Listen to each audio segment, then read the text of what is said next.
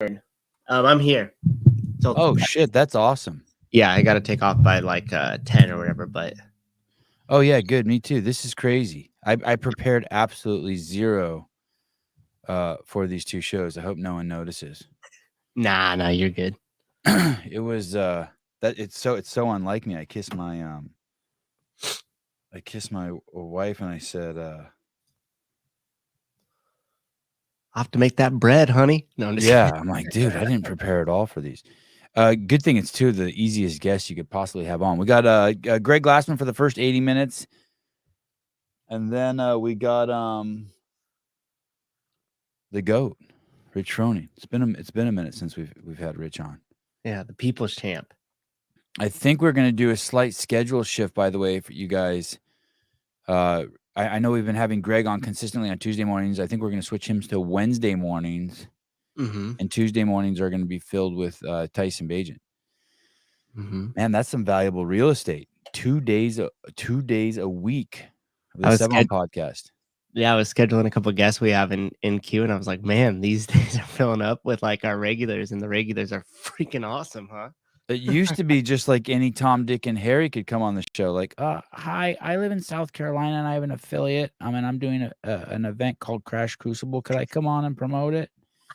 Yeah, of course, dude. Anytime. Anytime. What's your name? Mr. Howell. By the way, you're fucking crazy if you think JR ever asked me that. I had to beg JR. Yeah, we did. Literally. I'm just busting. But I won't be begging you no more, JR. Got a new favorite sport. The PFL or the MFL.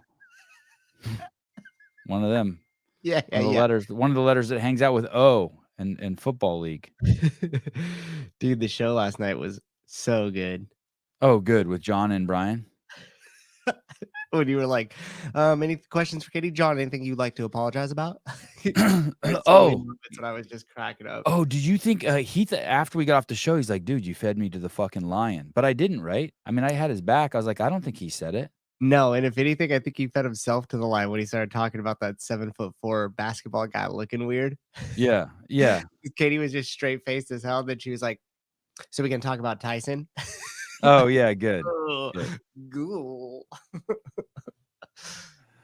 Bernie Gannon, Sevi has it backwards. We notice when he does prepare. Oh, good. Okay. I want to show you this. Spot where I'm going to watch the game from. It's crazy. Let me see if I can find the Let me see if I can find the video of it. Let me see. I don't know why people are hating on that hat too. I thought the fit was rocking yesterday. Oh yeah, that hat was dope, right? Yeah. So check this out. Let me see if I can. I don't know what I'm going to do with all this stuff on the screen so no one sees it. Let me see if I can hide all this. Do you know how to share? Do you know how to share a video good? If I send it to you? Like through a text message? Yeah. That I'm not too good.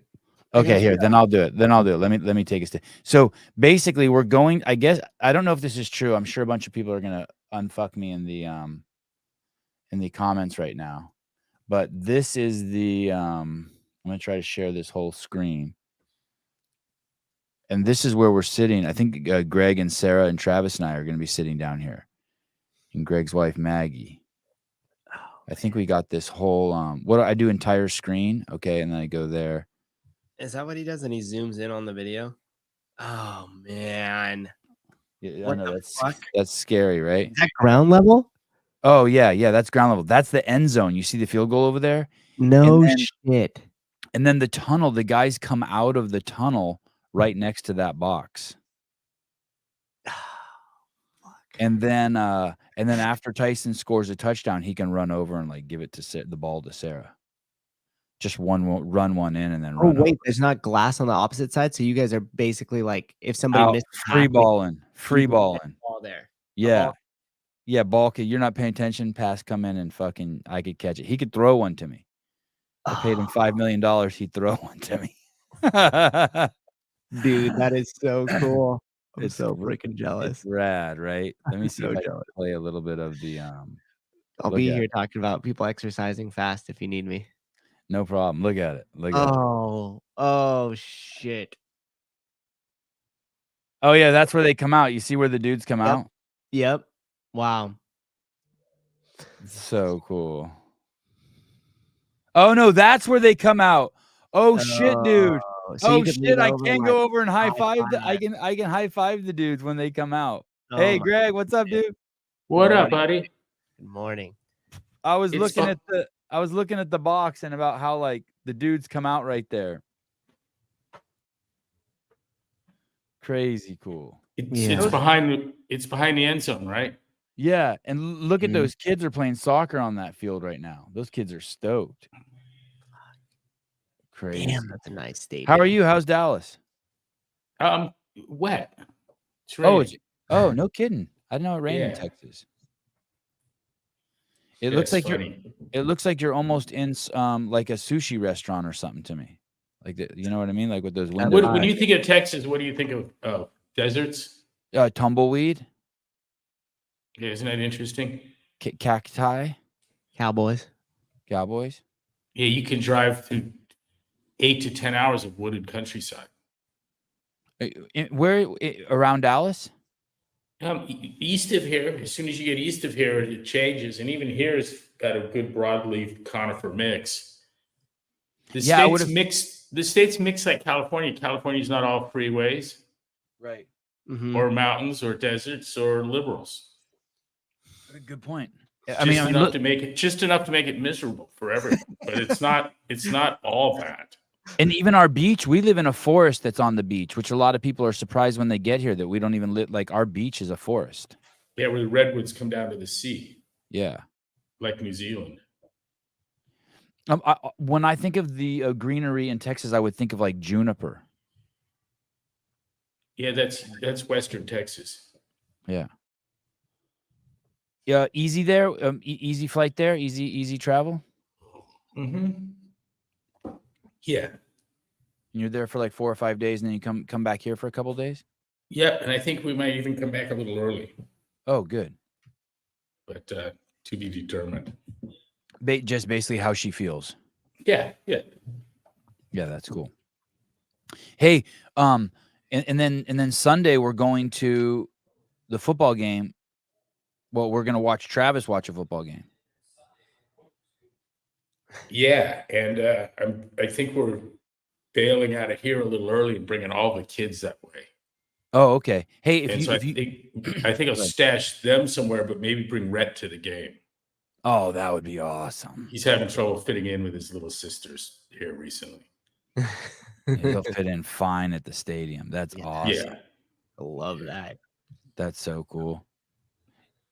So we got 14 seats there in that bungalow. Yeah, 14 seats. And I think Sarah was looking at that too, so maybe we can go in on it with her, share it with her, Sarah and 2 of her people.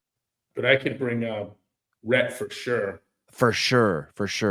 And probably Elliot from Arizona. Yeah. Yeah, that's cool. We just he's a fan of being from Ohio, the Chicago sports scene is kind of dear to him. I guess the team has been just shitty forever and the fans are exhausted. And I guess the last time they had a good team was all the way back in 2006. Maybe someone will correct me in the comments. But I'm just hearing that the whole Tyson thing is just invigorating them. Man, if he can do this one more time. Do you get nervous at all for him? Like, are you going to be nervous at all, you think, when you're there? No, Anxious? I don't think so. No. I got so like almost clammy watching the last game. Yeah.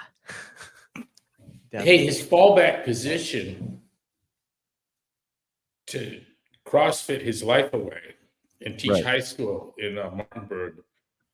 I tell you, having played a single successful game in the NFL as a starting quarterback would make you that would last you longer teaching at that high school. You'd get more creds out of that than it would in your neighborhood where everyone's a rock star. That's true. Good point. A teacher. I knew a kid at Tulare Western High that had played in the NFL a year, and he was probably the only teacher on campus that the students had any respect for.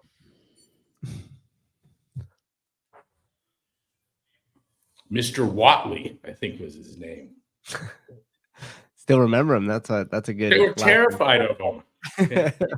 He'd just do the gruff what kind of thing, and everyone stood up straight. All students. Putin's many heart attacks and why the rumors may be in his favor. I didn't know that. Did you know that that's a common theme, a Putin heart attack? I guess there was another report. The Kremlin have been forced to deny the recent speculations. I love it how it says forced. That the aging tyrant has suffered a cardiac arrest and collapsed in his bedroom. Someone said that yesterday. Have you ever heard before that Putin had a heart attack, Greg? No, I never heard that. Hearing that he's got cancer, but I have no reliability attached to any of that. Right. I saw some pictures of him shaking badly and carrying his left arm oddly. It was kind of hard to deny. For years, the health of Vladimir Putin has been subject of lurid speculation and rumors. Recent reports have included body doubles, secret chemotherapy, Parkinson's disease. He's 71 years old. Parkinson's disease, and claims that he fell down the stairs, landed on his coccyx, and soiled himself. Jeez. I was thinking I kind of like these. This is going to sound horrible, but I like these countries that just have like one leader, because somehow I start to become comfortable with it. It must be weird for the other countries that we're always changing our leader. They're like, oh shit, another guy who's got his finger on the button. Or we just know, hey, it's Kim Jong-un and it's Putin and it's Xi. We just get to keep the dudes. And they got to deal with like Biden and Obama and Trump, the whole cast of characters. I would suggest that there's less certainty in what it is they have intimidated that allows them to keep that iron fist than they are. Biden, even with his stupidity and senility, is more predictable than the people around Putin, I would think. I didn't think of it like that, but that's a really good point. Who they've intimidated has caused, what was the word you used? More uncertainty? Yeah. More people in like desperate situations. The sting and fear of uncertainty. I would think that there would probably be 100 sets of 3 dudes that could bring him down. Putin down? Yeah. What do you mean? What do you mean? Like dudes just in the country, like 3 guys who could kill him? You mean, or you will look? Gaddafi was iron-fisted control, and then in a matter of minutes, he's hiding in a drainage ditch where some guy stabs him in the asshole with a knife, and another guy blows his brains out. People no one's ever heard of. Right. You're every dictator is minutes away from that. They act like it as well. Right. Right. God, sleeping with that kind of stress must suck. Yeah. Now you know why they're all paranoid with tunnels into their houses and stuff. I like that Heidi wrote it down. Constantly inviting your top people over for dinner and trading plates with them. Oh shit! Are you serious? Do you think it's like that? Why wouldn't you? Wow, dude. No one loves you more than Sebi. Well, have them over. Let's have dinner. Oh, this is yours, Sebi. Give me your plate. Pop them out. Yeah. All of a sudden, I'm not hungry anymore. I'm fasting again. Look at the upheavals in China's upper structure. They got a brand new defense minister, and he's disappeared from the face of the earth. Yeah. Oops. What happened to him? Nobody knows. Let me look this up. China defense minister. Poof. Ed Poof. Oh, he was fired on Tuesday. After 2 months. After no one's seen him for months. Yeah. He got fired. Yeah. For not showing up at work. He didn't show up for work for 2 months. China's defense minister Li Shangfu was fired on Tuesday, 2 months after he disappeared from public view. Oh, no. Damn. That can't be good. Mm-mm. Oh, my goodness.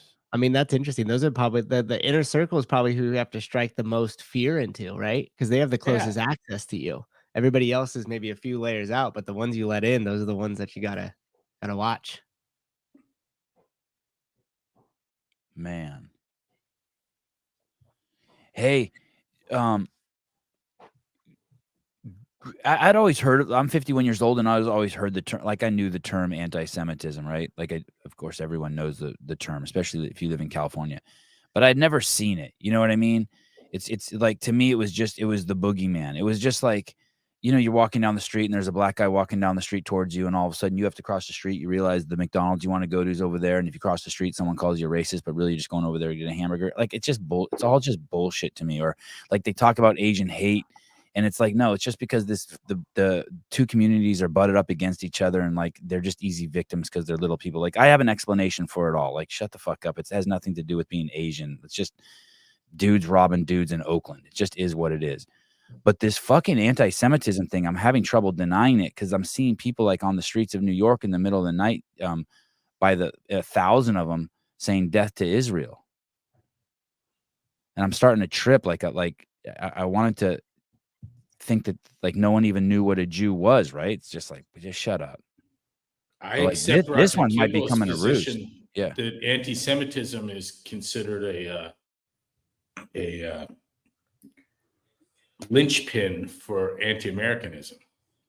Yeah, for sure. And you sent me that article. I buy that too. Yeah, we know this. We know the Russians have always felt that an attack on the Jews is an attack on the U.S. And so now we have this axis forming: China, Russia, Iran, North Korea, Hamas, Hezbollah, and the Western media is playing it beautifully right into it. The thing in National Review yesterday said that mainstream media will never forgive Israel for not having bombed the hospital. Never forgive them for not bombing the hospital. Oh, like mad at them because they made it. Well, they embarrassed themselves. They made fools of themselves. The hospital wasn't bombed, and imagine reporting that without looking. Wait, the hospital's right here. Well, they also reported that Tia retired, but she hadn't. Who was that again? It doesn't even. Tia said she retired, and then she didn't retire, and all these people got upset that she said she retired. I'm like, fuck you. She can do what she wants. She can say whatever she wants. Leave her the fuck alone. Let her retire, unretire. Let her fucking say she's pregnant when she's not. It's her life. Leave her alone. Did she say she was pregnant when she wasn't? No, I just made that up. No, she actually had a baby. Well, I didn't see the. One of the athletes recently Tia didn't show her birth, but one of the athletes put her birth on YouTube. Cara Saunders, one of the games athletes recently, she just blurted out, but you actually see the baby fall out of her vagina, but they got like a little blur mark on it. But then her husband catches it like 2 inches before it hits the ground. Mm-hmm. It's wild. It's graphic. Oh, so they made like an athletic event out of it. Kind of. Yeah, for time. There was a stopwatch. Oh, they should have had a stopwatch. Oh, right, yeah. Time. Yeah, it's like catching that bar in free fall after the scoop. Oh my goodness. One, and then someone should have counted. It's just one rep. One. It is actually. I thought David Weed says it was nasty. Miss Ridow says it was amazing. I'm on the side of amazing. It was. I think is David Weed's picture him getting ready to skinny dip.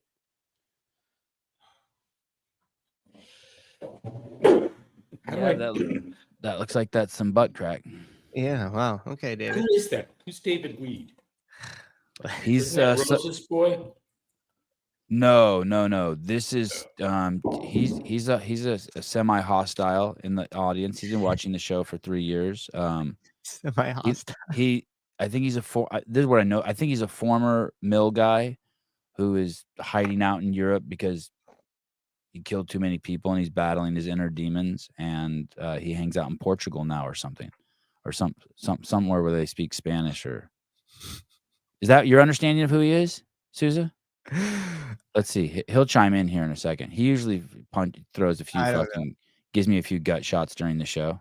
Yeah, I just know him as that. If you say something he don't like it, he'll let you know, and then he'll accuse you of calling the cops. Yeah, I saw in my news feed why do we track people we hate? And remember I was telling you that Stern thought a third to a half of his audience tunes in because they hate him. I don't remember that, but yeah, okay. I know, oh, he's in Spain. He's in Marabella, Spain. Sorry, Marabella, Spain. Okay, go ahead. People hate him. Go ahead. 2/3. Just he might truly dislike you. He's a loyal fan. Oh, that would be awesome. Watches the hate. Yeah, you surround yourself with shit you don't like. You know, fill the refrigerator with foods you detest, and watch shows with people you can't stand, and it just keeps you. It's like staying young and alive. He's been getting soft though. I noticed over the years he's gotten like nicer and nicer. Like so he I think I'm working him over. Yeah, you're wearing him slowly. Down. Yeah.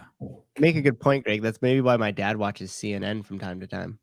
That's why I watch it. Just feel a little, get your feathers ruffled a little bit. Yeah, I could write copy for the National Review or the Wall Street Journal reading the New York Times. They're jingoistic to their ideology, and you know they say Bush died, millions lied, or Bush lied, millions died, and you just you know the rhyme couplet, the logic by rhyme couplet is a pretty good tip off.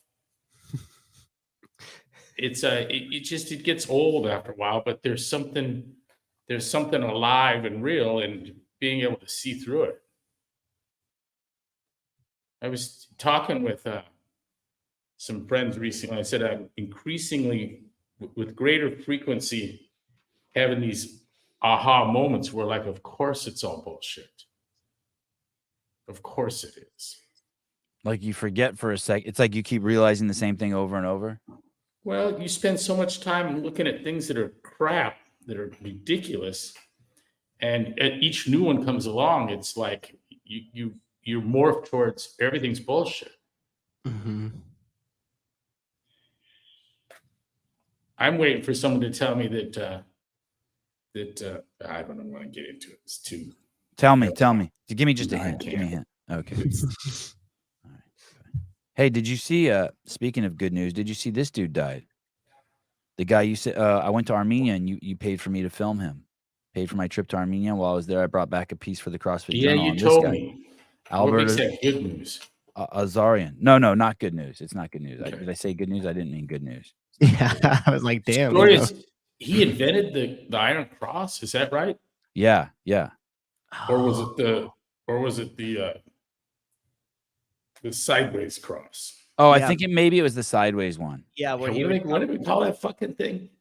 I think they called it the Azarian cross. Let me see. Azarian won the gold medal in the rings in 1956 and 1960 Olympics. In 1954 and 58, he won the World Championships. And in 1955, the European Championships, adding several more medals and team events. His perhaps biggest legacy is the Azarian cross, in which the gymnast hangs straight with his arms stretched like a crucifix. Azarian was the first gymnast to perform this move, which was named for him.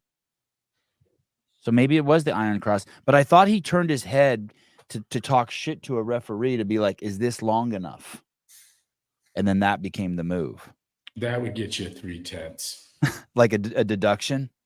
Dude, I did on a salute of the judge, just a little, let me see if I can get my hand in here. Yeah. On a salute of a judge, a little on the walk-off and took 3/10. Like, fuck you. Yeah. Like I saw that. Really? He said that? Yeah. That's awesome. You know, when you're on the apparatus, you know you're doing well when everyone's just staring at you. But when they're writing, you're fucked. Oh, yeah. That's my understanding of his. Rambler says, don't do that salute. Oh, is that the CrossFit piece? Yeah. This is the. Oh, that's awesome. Movie. The Lord of the Rings is what you called it. Yeah, so I interviewed that dude. That was crazy. I went into his studio. Greg, they had the lady in there just like you would imagine playing the piano. and 200 of the most fit 7 to 14-year-old boys you ever seen in your life. How tall is he? He was tall. He's taller than me. I'd say 5'10", 5'11". Yeah, can you look that up? Yeah, sure. Maybe taller. What was the kid we had around that they called Lord of the Rings, the contemporary? I don't know. Short though. He was short though, right? Yeah, they all are. Yeah, let me see. You think I have his height wrong? It's 5'9". Oh, 5. Oh. Yeah, that's a towering specimen of a gymnast. God, I would have guessed he was 6 foot. I was way off. Yeah, Takashi Ono, 5'3". Born in 29. Oh shit! He just that's what you were just saying. He just recently died last month, huh? Yeah, just passed. Oh. Frank Dubach, you can't ask Sevon if someone was tall. I think that's totally fair. My inability to give a assessment that crosses all paths.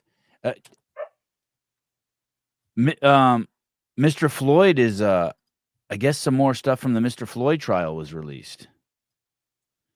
But it seems like it's stuff we already knew. Well, stuff that they're admitting now, right? Far left pressure in George Floyd case may have influenced trial despite lack of strangulation evidence. So there's zero evidence that the knee killed him. Zero. I think it goes beyond that. Well, meaning there's evidence that he had cardiac arrest from the consumption of the fentanyl? No, the nature of the compression and the realities of asphyxiating or a blood choke.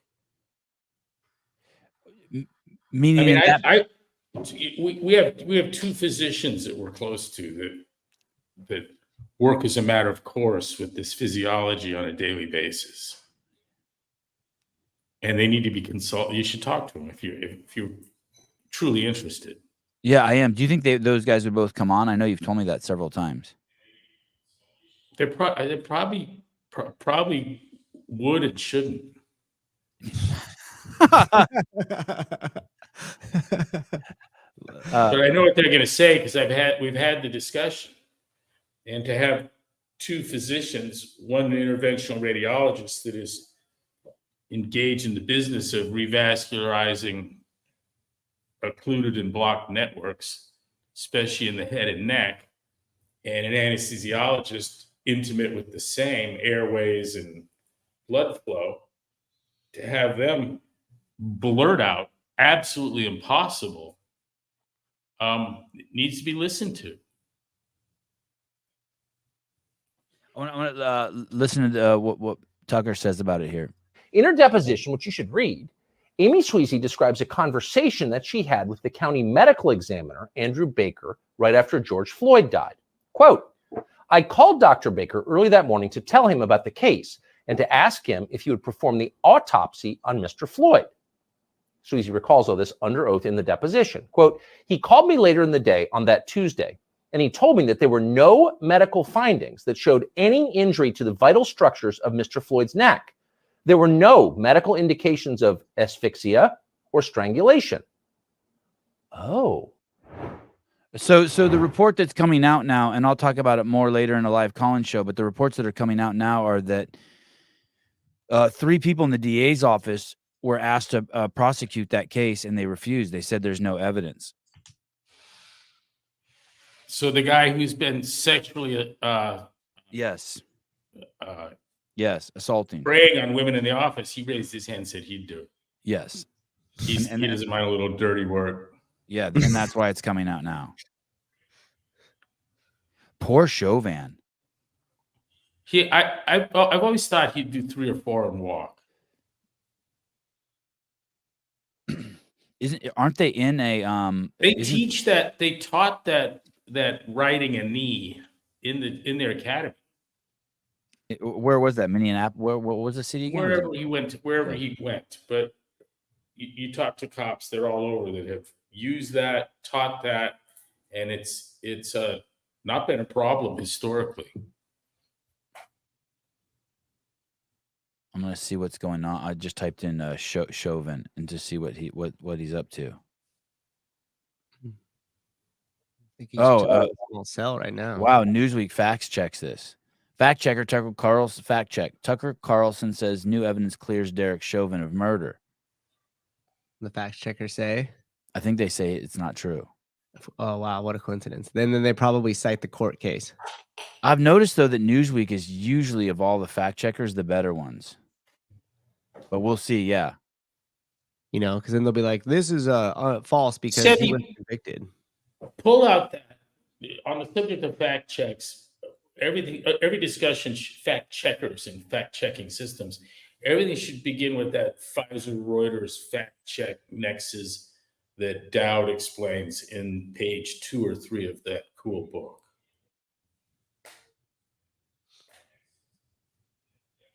I thought the book was just right here. Yeah, there's a before you read kind of thing where he mentions the whole process of the QR codes, and the convolution of fact check. You found it already? Yeah. Oh, look at you, got it. Oh, read it. Read it to us. Yeah, so read it to us. And it's about 2/3 of the way down on that left-hand page. A good reason Pfizer would want a board member with influence over Reuters fact check, just like there is a good reason that they have a board member who was recently head of the FDA. And there's a good reason for each of the people they added to their board in 2020. The outgoing CEO of the Gates Foundation, Global Public Health Relationships, and the current CEO of Coca-Cola, Global Distribution Relationships. It's natural that Pfizer would do all it can do to promote and protect the highest grossing consumer product in world history. So Pfizer has someone on Reuters fact checking board. That's right. So basically, it sounds like they're just switching people around. You worked for the FDA, then you retire. Now you come and sit on the board of Pfizer, and then you work for Pfizer. And as long as we're hiding chronic disease, we got to give Coke a spot on this board. Right. Of course. They're the greatest. They're Pfizer's greatest referent. Yeah. It's amazing how Coke turns up everywhere. They're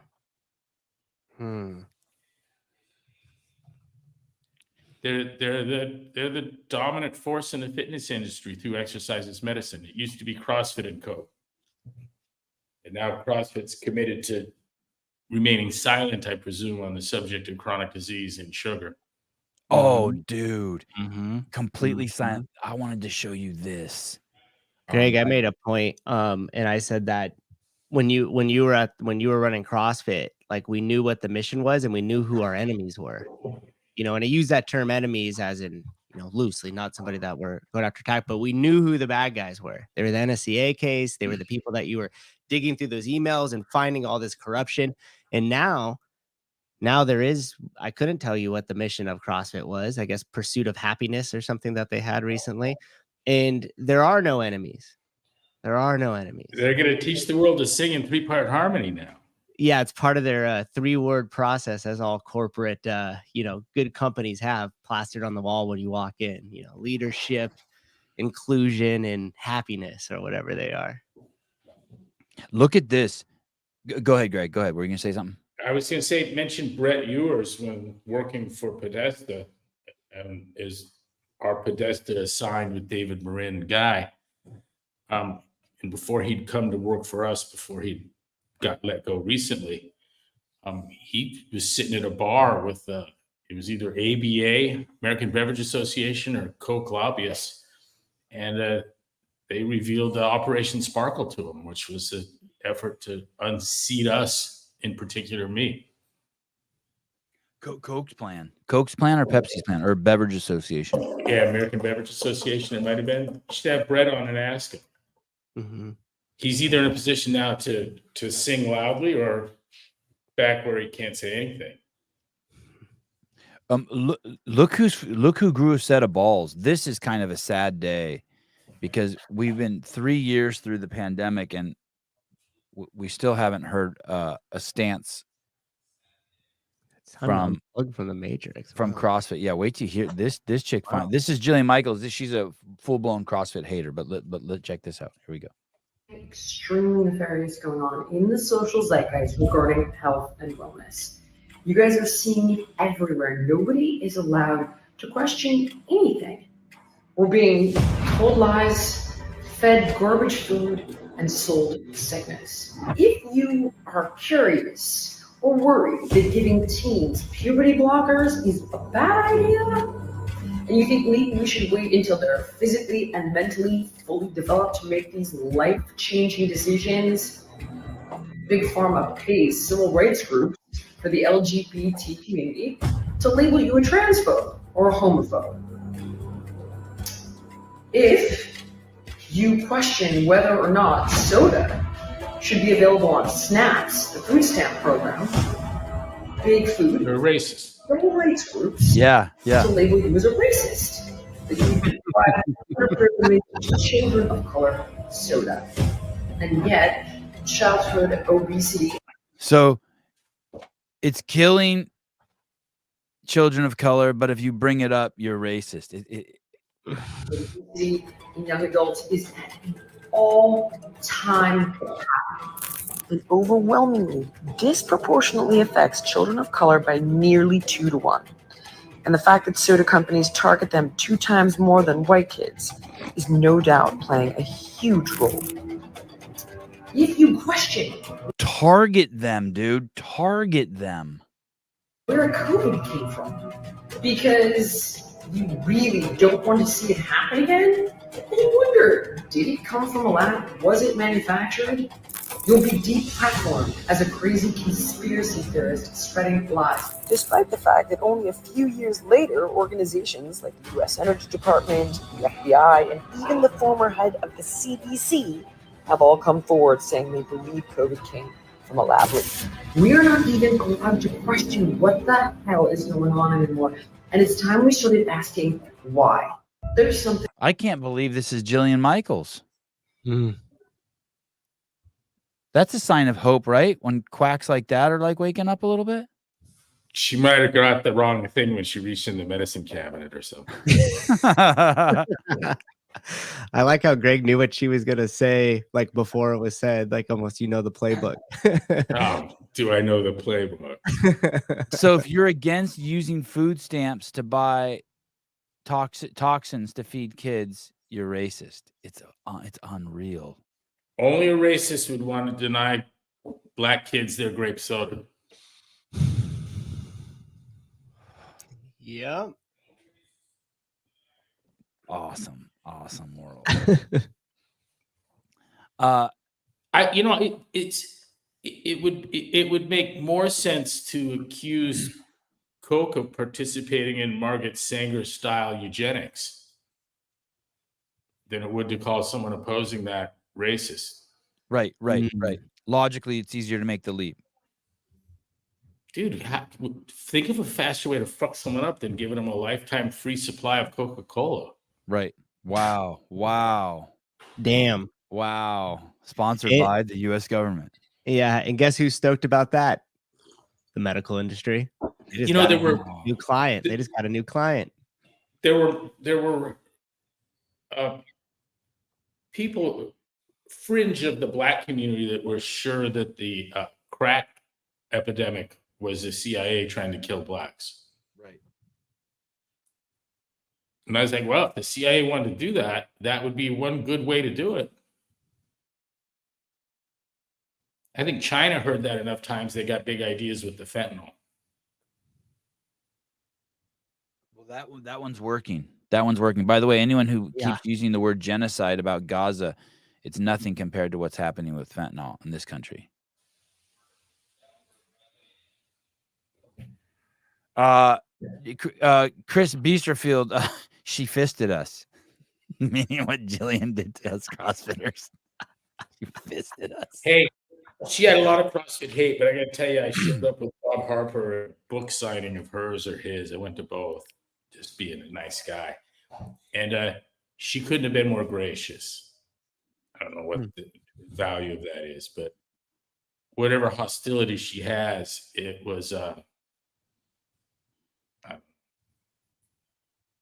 It was part of the programmed message. I mean, she and Bob walked a fine line on that show. It was kind of like being in Menudo, you know. Mm-hmm.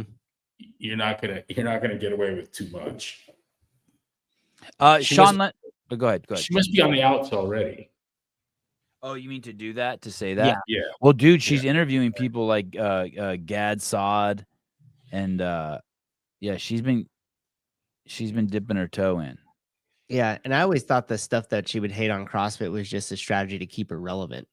And it worked really well. As CrossFitters, we bite every time. You know, you get some big celebrity, and if you're starting to slip, especially in the fitness and industry space, and you start to slip away to irrelevance, just attack CrossFit, and everybody will level you right back up to the top because they're just going to come after you, right?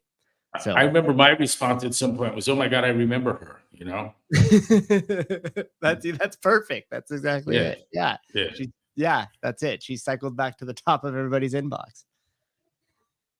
Yeah, something happened to her. She kind of like woke up or something. Oh, is she? I didn't know this. She's married to a woman. I didn't know she's gay. I didn't know that really? at all. Yeah. Oh, I didn't know that either. I did. Does she has kids? She has kids though, right? I have no idea. First comment was, "Who's the husband?" Hey, she was on that show with Bob, right? And she was obese one time herself. Is that the deal? Oh, I don't know her history that way, in that sense. Okay. Yeah, here's a picture of her with Megyn Kelly. So interesting. So she's sitting on the canceled side of things. I guess so, or she wants to be at least. Now she does. Yeah. It'd be interesting to find out what inspired that, or set her free, or pushed her over the edge. You gotta have her on. All right. And she's it's kind of interesting, the people she's had. Gad Saad on, she had Lane Norton on, and she had Peter Attia on, and so she's kind of making her rounds now. Do you know this name, Greg? Dr. Casey Means? I don't recognize this person. Yeah, I have heard that name. Okay. She's the good-looking gal that dropped out of a surgical residency from Stanford. Is that right? I'll show you a picture of her. Redhead. She's normal looking. Where'd she go to school? Metabolic disease specialist? I don't see. Yep, I think that's the gal.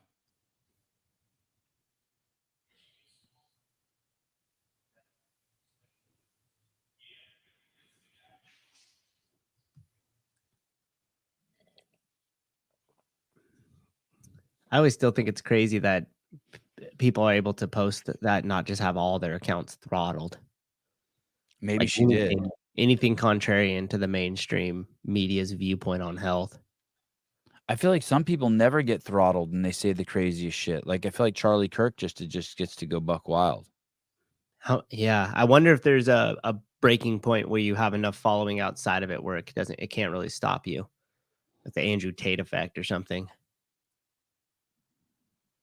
I always thought that the lack of criticisms of Upi Ravenskov was amazing, but what you got in lieu of that vitriol was he just remained unknown. And I think some people, the best way to challenge him is don't say anything about what they're doing. That's as good as you're going to get. Mm-hmm. You take him on directly, you're going to fall flat. Sean, you had asked. Oh yeah, you were so close to knowing about Greg's tea. I've never seen Greg. I'm trying to think besides maybe a margarita. I've never seen, and it's very rare. He does have a margarita. I don't know if I've ever seen Greg. The only sugar I've ever seen him eat is like ice cream or cake or something like that. He doesn't. I never seen him drink a Coke, maybe a Diet Coke. I never seen him drink any. He doesn't drink foofy drinks. I can be a fool for a chocolate shake. Oh yeah, I've seen you drink a chocolate shake. I will say this: I ordered one of those. He orders his tea. He used to order his tea. He doesn't go there anymore. He orders his tea from Starbucks. Used to as no water, unsweetened. And I did that one time, and it's such a powerful dose of caffeine that about 1/3 through it, I was gonna vomit. My mouth started watering. I go, "Hey, dude, what's going on?" He goes, "Oh yeah, you can't just jump up to this." Wait, how do you order it? No water? I don't know what. Yeah, No water. added water. They dilute it and add sugar. Oh, So I didn't know that. Just pour your concentrate on the ice cubes. Dude, it's like putting in a chew of fucking tea leaves. It's it's like not bitter. I don't know what taste is that. What taste would you say that is? Black tea. It's not. It's nothing I really enjoy. Man, it's potent as shit. For the caffeine. Yeah, you don't do coffee either. I don't think I've ever seen you drink a cup of coffee. No. I'm definitely trying the tea concentrate thing. I could use that. It's more of a mental high, I feel like, than a physical high. I feel like caffeine's more of a physical high and tea's more of a mental high. I don't know if that's true. It's just Yeah, I'm super healthy except for all that kratom. Didn't sit well with you. I was fasting I fasted basically every Sunday for I fasted basically for 32 hours, 1 day a week for basically 3 years, and then I stopped like 2 or 3 months ago. I keep telling myself I'm going to start doing it again. That's the only high I know that heightens all senses. And typical of buzzes, there's some narrow facet of reality that's enhanced and the rest is blurred out. I used to say that, like, the weed high is like cutting a hole in a little piece of paper and then looking at shit through it. You know, you what you get in the small picture, you pay for in losing the big picture. And there's always that trade-offs like that. But when you're not eating, it's not that way. Everything's better until it isn't, right? Sense of smell, vision, your hearing, enthusiasm. The weirdest part of publicly fasting is we did so much business over meals.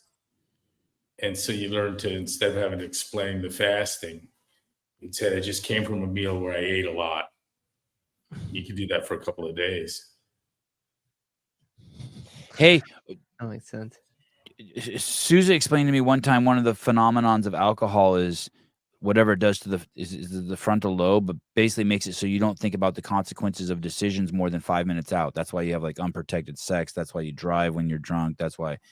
And I was like, wow, that explains so much. But you know what else that is? That's also the phenomenon of being like a male under 35, just in general. Ain't that the truth? You know what I mean? Just if someone asks a 10-year-old, why are you throwing rocks at cars? You don't know. You're not like even trying to be bad. You're just throwing rocks at cars. What do you mean? It's inherently fun. Yeah. It's like, why are you breaking glass? Makes a lot of noise.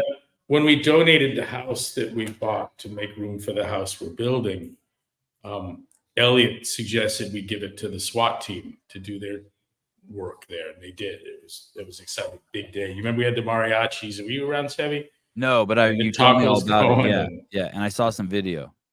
And every time something would blow up, the mariachis would miss a beat, like you bump the record player phone arm on the record player. But at the end of the day, the cops wrapped it up by bringing all the kids around and just let them go at Tom's sink, bathtub, windows with hammers and goggles. You know, and it's just like, wow. I mean, that's some base level shit. Yeah. Just a hammer in a porcelain tub. Yeah. Go into the bathroom with a sledge and enjoy yourself. Yeah. You charge money for that. I think there are things like that. Yeah, there is. They're like break rooms or something like that, and you just go in there and just destroy shit. That's how. That's what rock and roll used to do to hotels. Maggie and I in Italy, in Rome, had been promised adjoining rooms, and they were adjacent and not adjoining. And I told Maggie, don't quit arguing. I'll join them. I've seen this done before. But Keith Moon of The Who, I think it was, did that once. Made adjoining rooms that weren't. Yeah, weren't they notorious? I think they were Yeah. notorious just for just tearing up hotel rooms, right? Throwing Yeah, couches yeah. out of the windows and shit Right. like that. Yeah. In the hotel, it's like, welcome back. You're now a platinum member. You know, here's the bill. Yeah. Everything's for sale, even the walls. Yep. That's right. Empty the mini bar and throw the refrigerator through the window. It's like you just had a bigger bill. This is like the insurance company and sick people. They love them. They're not trying to get anyone well. No. You'll pay. Get that tab high. Yep. The founder of the Heat One app, Tyler Watkins. That's not why I have unprotected sex. All right, fair enough. Oh my goodness. What is Jason? What he found? The Heat One app. It's a he comes on the podcast quite a bit, and he has a app where you can plug in the athletes for events. So if you're watching Rogue this week, you can play a fantasy game by picking in the athletes, which one wins which event, and then at the end, and you can make, like me, you, and Souza can make our own team, or you could play with the whole world, or it's cool. It's for someone like me who's absolutely has no interest in fantasy football. This one's actually pretty cool. It's simple. Yeah, you just basically plug and play. Yeah, pressure people, put them in line. You could see what other people are, how they're playing people and stuff. Fantasy for CrossFit. It's so much better than what I imagine fantasy football to be. Fantasy football seems so confusing. Yeah, I was so happy when Tyson was on the show and he said he hates fantasy sports. I was like, yeah, me too, except for Heat One. Yeah, ask Kramer about that. He's good at it and he makes money. Yeah, he does, right? Yeah, both his poker and his fantasy football would keep him above poverty line. Isn't fantasy football a larger larger than the whole NFL ecosystem? Yep. Yeah, so I mean, fuck whatever I say. Yeah, the NFL thought it was a part of it, and I guess the Supreme Court ruled otherwise. Oh, the NFL wanted to get rid of it. They wanted to own it. This is ours. They're making money off of our intellectual property. And the courts ruled that's actually not what's happening here. That isn't the structure. Mm-hmm. Sean Lenderman, I love having Sundays ruined by fantasy football every week for years on end. Oh, meaning it's like addicting? Yeah, I don't get that either. I watched on the I'm not interested in football fantasy or otherwise. But when Kramer was around working for us, he would come by on Sundays and set up his laptop, and you'd see a guy break a tackle and be running open field down with the ball, and then the little slider of his yards for the year was adjusted. So there's an army of people in real time watching every game, and as the guy's running, it's going down. Yeah. And I imagine that the record keeping and the coverage at the fantasy level dwarfs anything that football, NFL could even have dreamed of. Oh yeah, it's insane. The data they're collecting. Yeah, just their presentation. The fantasy presentation was better than the 85-inch HD TV presentation of the real thing. Sean Lenderman, it's very addicting. We do a weekly high score winner.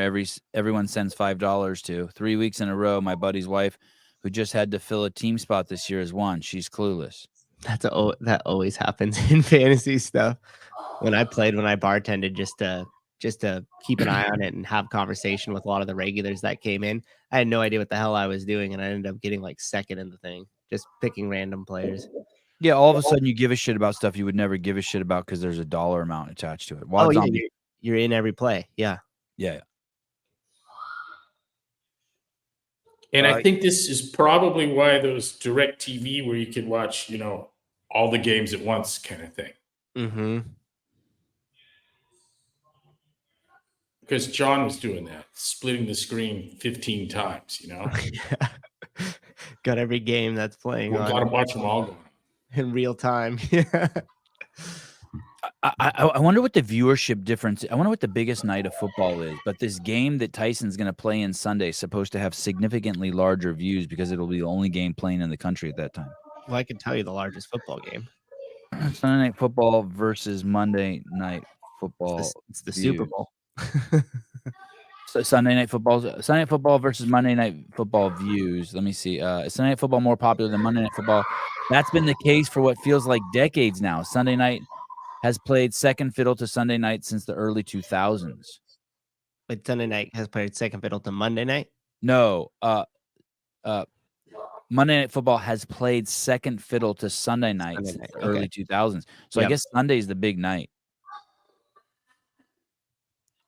Yeah, it seemed when I was a kid, there was a more general interest in Monday Night Football. That's what I thought. It was something that you would watch even if you had no interest in football. Yeah. Right. Yeah. But, they had people like Phyllis George, and they seemed to be experimenting with the announcers and format. And you had the pretty girls down on the field interviewing players. And didn't that all have Monday night origins? I don't remember any girls being on the field. Caller, hi. Oh, you put your car in park. That's safe. Go ahead. Oh, we didn't even have the number up. This must be. No, sorry. Oh. No, it's good. I'm glad. Safety first. Yes, please don't drive. Thank you. I was just calling because I was kind of talking with you and everyone in the chat the other day about making the barrier to entry for affiliates and coaches a little bit higher. Yeah. Go on. And you got the expert I'm on sure now. Greg Perfect has, time to call back. You got the expert. Yeah. Good job calling back. Good job. Exactly. I think Greg can probably unfuck me here because I haven't really understood the arguments from anyone else. But I just know you always talk about how colleges are lowering the grading standards for black kids and stuff so they have a better diversity rate. To me, that's the same thing as keeping it so easy and just saying, oh, the cream will rise to the top or stuff like that. I feel like just making it harder just makes the quality better and forces people to be better. And specifically, even if it's not too much harder. Let me get Greg up to speed here. Specifically, you were like, hey, why not have to take the L1 and then maybe some sort of 6-month internship, or you were talking about some maybe 6-month program. Is that right? I think someone did say that. Okay. I don't know about that entirely, but even just making the level 1 a little bit, the tests were a little bit harder, maybe have to be a level 2 to own an affiliate, and every coach has to be a level 1. Even just making the weekend course harder, so you have to actually study for it, where I feel like a lot of people just go into it and pass and probably didn't study and don't really know too much of the material and then think that they're worthy of portraying CrossFit. One of my buddies has his knees messed up. I'm like, dude, if you go to a CrossFit gym, it's gonna be perfect. But I'm also kind of scared that he's gonna go into a gym with lazy coaching because there's not too much of a high standard for people to coach at an affiliate.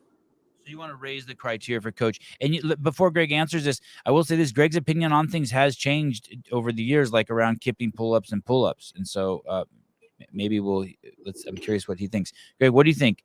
Well, let me start with the pull-ups. I don't have a problem with the kipping pull-up. What I have a problem with is someone who can't do a pull-up thinking that salvation comes through kipping pull-ups. And the truth of it is that somewhere around pull-up 60 to 75, the kip spontaneously appears to reduce the hang time. That's really what's limiting. It's time on the bar. The fuse has been lit. And so if there's the only way to do 120 pull-ups is to do them quickly. And the kip and the butterfly manifest out of that. I understand the desire, and it seems perfectly rational that you'd have a better outcome with a higher standard. But we've had in our community when the NCAA partnered with the NSCA and Gatorade and ESPN to run shows shitty on CrossFit 24 hours before the game launch. I couldn't figure out why it was that the NC2A would have a problem with CrossFit. And then I went through my list of guys like Westerland, and I mentioned Joe specifically, but guys that had been strength and conditioning coaches or head strength and conditioning coaches at D1 schools. and there are 8, 9, 10 of them that Stefan, Josh Everett. Go through the list of names, if you will, but they had reached the pinnacle, damn near, of strength and conditioning at the university level, and yet there are names in the community that had a much greater impact, were frankly significantly better trainers, and trained more people than did those fellas. Joe's kind of the standout for me in that I think his training is extraordinary. But the people with the best athletic experience and the best credentials haven't made it in my radar as the best trainers. What do you think about increasing the requirements to open an affiliate? I'm so removed from giving a fuck that I don't know what to say. Right. Fair enough. Yeah. Fair enough. But well, okay, let's say you did give a fuck. Your argument did used to be, though, about free markets and capitalism and let the cream rise to the top, right? Mark Twight was making people wait on the front porch was his line, and he was going to take good athletes and build the fittest people on earth through his preconceived standards. And I thought that the way to make a lot of gymnasts or great soccer players was to broaden the pool of participants as wide as you could. And so in a country where everyone in high school lifts weights, you're going to have Olympians. And when every little kid in the village is kicking a soccer ball around, you're going to make Tessies and that kind of stuff, and not until. And so I was going at a little bit different approach, perhaps, well aware of the fact that, we've had the specific instance of a guy. There was a dude that we talked to for years, and I think he was in the Flagstaff area, or maybe I was driving through Flagstaff when I talked to him. I think you were around for some of this. But the guy's story is that his business was suffering, and his business was suffering because people were hurting people that didn't have his mad skill set were hurting people, and it was giving CrossFit a bad reputation. And so I dig in, like, well, who is this? And he gives me a name of someone. I go onto the website, and the guy's got 12 trainers and 700 members, and it's busy as hell. And you look at my experts page, and he's the world's best trainer, but he has no clients. He's sitting there by himself with his superior training capacity. And I just know better than some guy's hugely popular because he's fucking people up left and right in high number. It just doesn't work that way. The secret to Chick-fil-A isn't food poisoning. That's right. Hey, caller. I was thinking about starting an affiliate program, and you would still have to go take your L1 to become an affiliate. I don't have a name for the affiliate program yet, but maybe I'll add to it. You have to work at a CrossFit gym for 6 months. And then, but the only difference between this affiliate program and the CrossFit affiliate system is you would get media with this one. And then the other thing, don't tell Greg this, I'll give you a special call-in number. So when Greg's on the show, you can call in and get in and ask him questions. He won't be affiliated with, just get free shit from Greg, more free shit from Greg. But I'm not joking, actually. I'm not joking. If I could add a filter, if I were crazy enough to want an affiliate program, yeah, I would require I would imbue the level 1 with a significant dose of modern science. I like that. I would want people able to differentiate between consensus and mildly inductive inference testing versus the prediction of physical events, as Janes called it, or prediction of observables, as Briggs called it, or projection of a measurement, as my father called it, all the same thing. But I would like to orient people's thinking towards that before they sit and listen to too many people talk about hydroxybutyrate and absorption levels of, just. Caller, I'm sorry. I think you called a few years too late. I apologize because he crossed over the I don't give a fuck line. Hey, one thing that I would like to add. I'm sympathetic, though. I mean, he's not crazy. Yeah. It's not crazy. Right. I agree. It's not crazy for sure.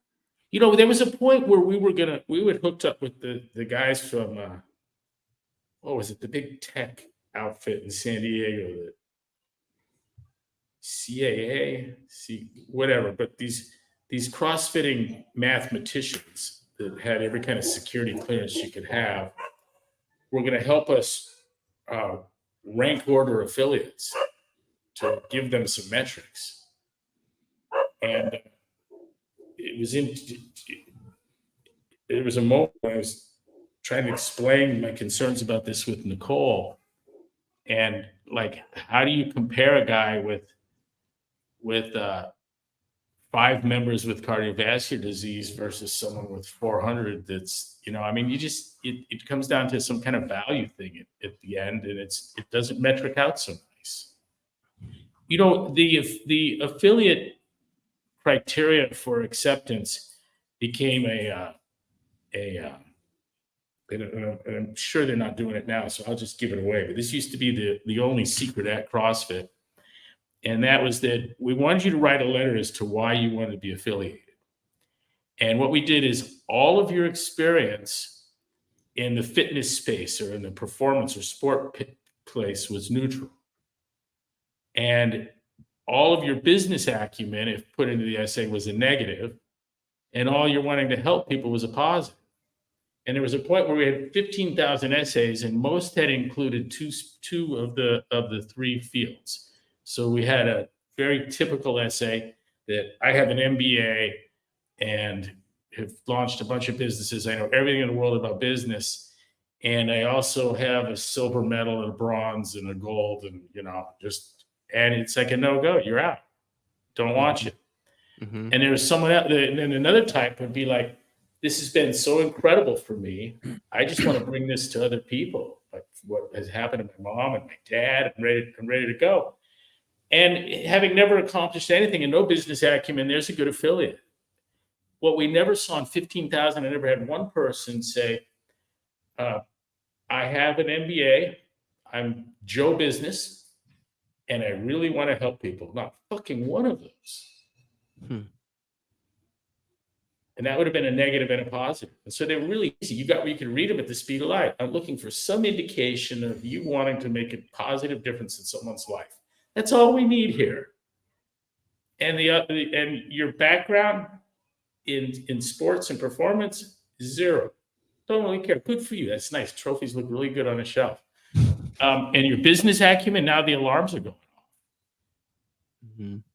I can tell someone we converted from being on that one side to the other. But what happened was that we had rejected a guy for affiliation, and he was traveling. He was a fireman who on his off days was visiting firehouses, teaching people to CrossFit, because 2 guys had lost their lives from his station due to their physical capacity. They found him dead most of the way to the exit. One had had a heart attack, and the other had run out of air and the smoke got him. But they were known to not be fit, and he was just trying to prevent that. And he's, why can't I be an affiliate? And I was like, man, our system's fucked up here. We can't ask the right questions. But if we let them talk, you'd see it. That was probably the best business decision I've ever made. Not letting someone have 2 boxes. You're talking about the decision being the criteria for which you accepted people based on their essay. Yes. Yeah.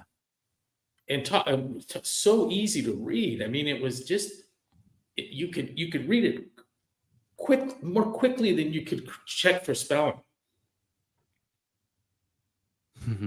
Oh, here's a paragraph on my background, nothing about helping anyone. Fuck you. Next. Yeah. I want to help people. Good. Oh, you got a gold medal. Wow. Philip Kelly, don't worry. CrossFit's raising the affiliate fees, so the barrier of entry is increased for those of you cucks requesting it to be more difficult to open an affiliate. Sleeky, but they've pushed it back, the raising of fees to Jan 1. What month is it? What are we in November yet? October? Pushed it to Jan 1, Philip Kelly, saving a little face from their Israeli post for a few more months. I've got a question. Is the planned raise going to be for new affiliates? Because I never raised anyone's fees ever. We went from 500 to 1,000 to 2,000 to 3,000, and there's still people around paying the 5. Mm-hmm. Hey, caller, thank you, by the way. I see you're still on. You good? You muted us. I understand. Yeah, I was held in there for a long time. Anyway, thank you. Sleeky, you're right, Mr. Glassman. They do not do things like that anymore. They literally accept anyone who will pay them. Oh, okay. I think they have a fiduciary obligation to exactly that. Oh, Travis Agent. Oh, awesome. Tell them to call it. That's cool. Want me to call? I'll send call him the number. Okay. Let me see. Hey, while they're getting that set, I don't think that they should raise the barrier to entry either. I think that the free market is the ultimate decider of all things, and that if you open up a gym, or if you're a trainer who is really passionate about helping people, you got your L1 and you have $0, you could go to a park, put up a sign right there and say, hey, I'm training people for free for CrossFit, and build your clientele right out of a park. And that could eventually lead to becoming an awesome CrossFit gym later on. And those type of people would never actually have that opportunity if it wasn't for the lower barrier to entry. Now, if you're somebody that's showing up with a bunch of money, you still have to go to the free market. I personally know somebody that came in with a lot of capital, opened up a fancy gym, had a bunch of fancy equipment, and didn't make it past 3 years. Yeah, let's not talk about Lauren. I'd like to leave her out of this. She bought an acre of a gym, took the local mixed martial arts program and severed their relationship with the landlord and brought it in. Same with boxing, same with the kitchen. She had everything on launch, had it all, everything. And it's just now getting traction, absent her involvement by 6-7 years. From it truly was one of them. Just there. Oh, it was so nice. I mean, it came out. Rob designed their program.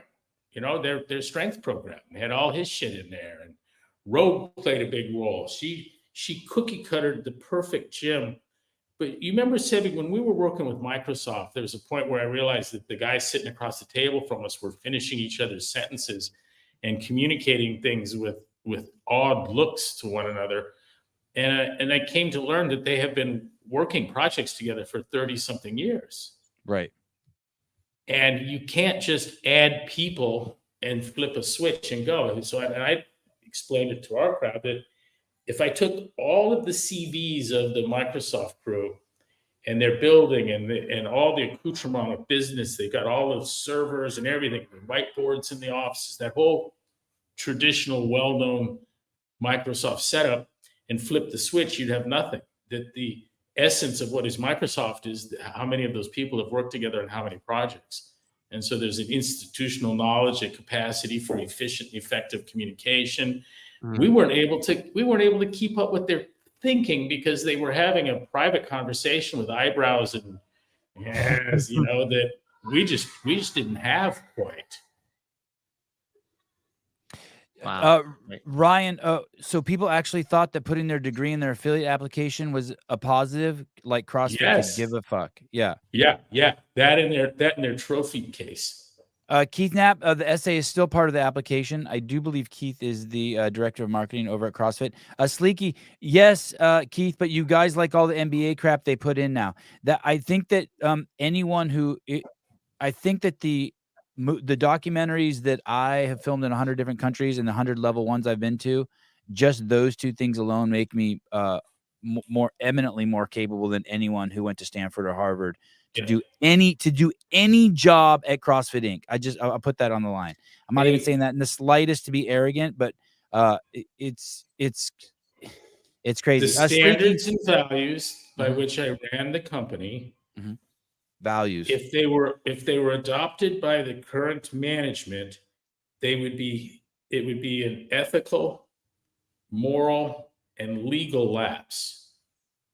Right. You're there with a fiduciary obligation that is legal, at least civilly, and considered ethical. Look up fiduciary obligation. It's ruinous to think that there's some value system outside of bottom line for the shareholders that fucking matters at all. And so if you start trying to make the world a better place, you're going to lose your job and never have another one like it again. No one hires anyone to make the world a better place. I did, but that's not happening now. And so what there's no way to see the affiliates, 9, 10,000, whatever there are now. There's no way to see them in the MBA world, which is the world that clearly in the VC world, investor world, as anything other than points of presence, points of sale, tools for your bottom line, and raising the affiliate fees and wanting to see CrossFit aid in a can and coolers, and the selling of shoes in the box, and the CrossFit jump rope, all that shit is inevitable. I told you the other day, Bill needs to get a training program before CrossFit comes up with an equipment line. Wow. The strategy for the equipment line, it wouldn't take too much of a VC with even half a brain working to realize the way to do it is to make Bill do it to himself. So what you do is, hey, if you're gonna be an affiliate, you have to use Rogue /CrossFit gear. And now Bill's changing his labeling and sending his shit out, and he's also about to lose everything. I promise you, there are people in the VC world, you couldn't look at CrossFit and not have aspirations for the entire ecosystem from Rogue to beyond the whiteboard.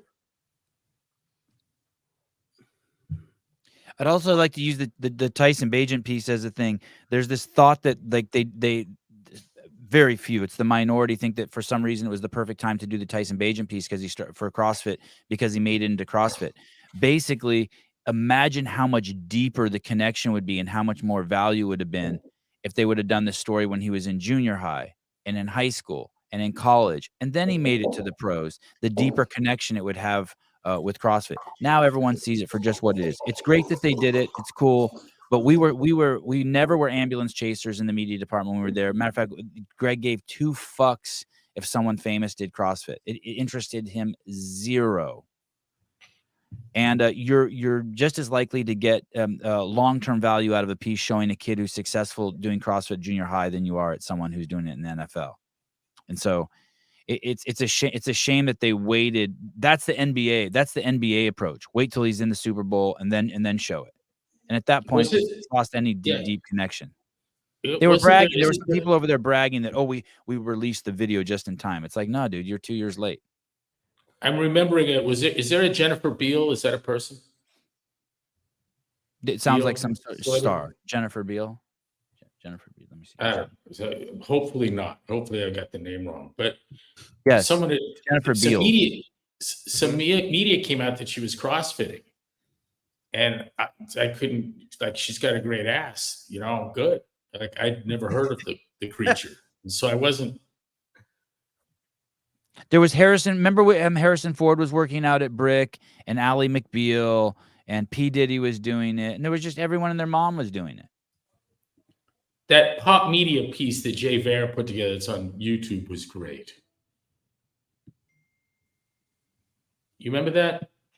Yeah, I do. I would pull it up and play it, but CrossFit would fucking go after me. They give me a ding anytime I show more than 7 seconds of their shit, which is crazy. Dingers. Yeah.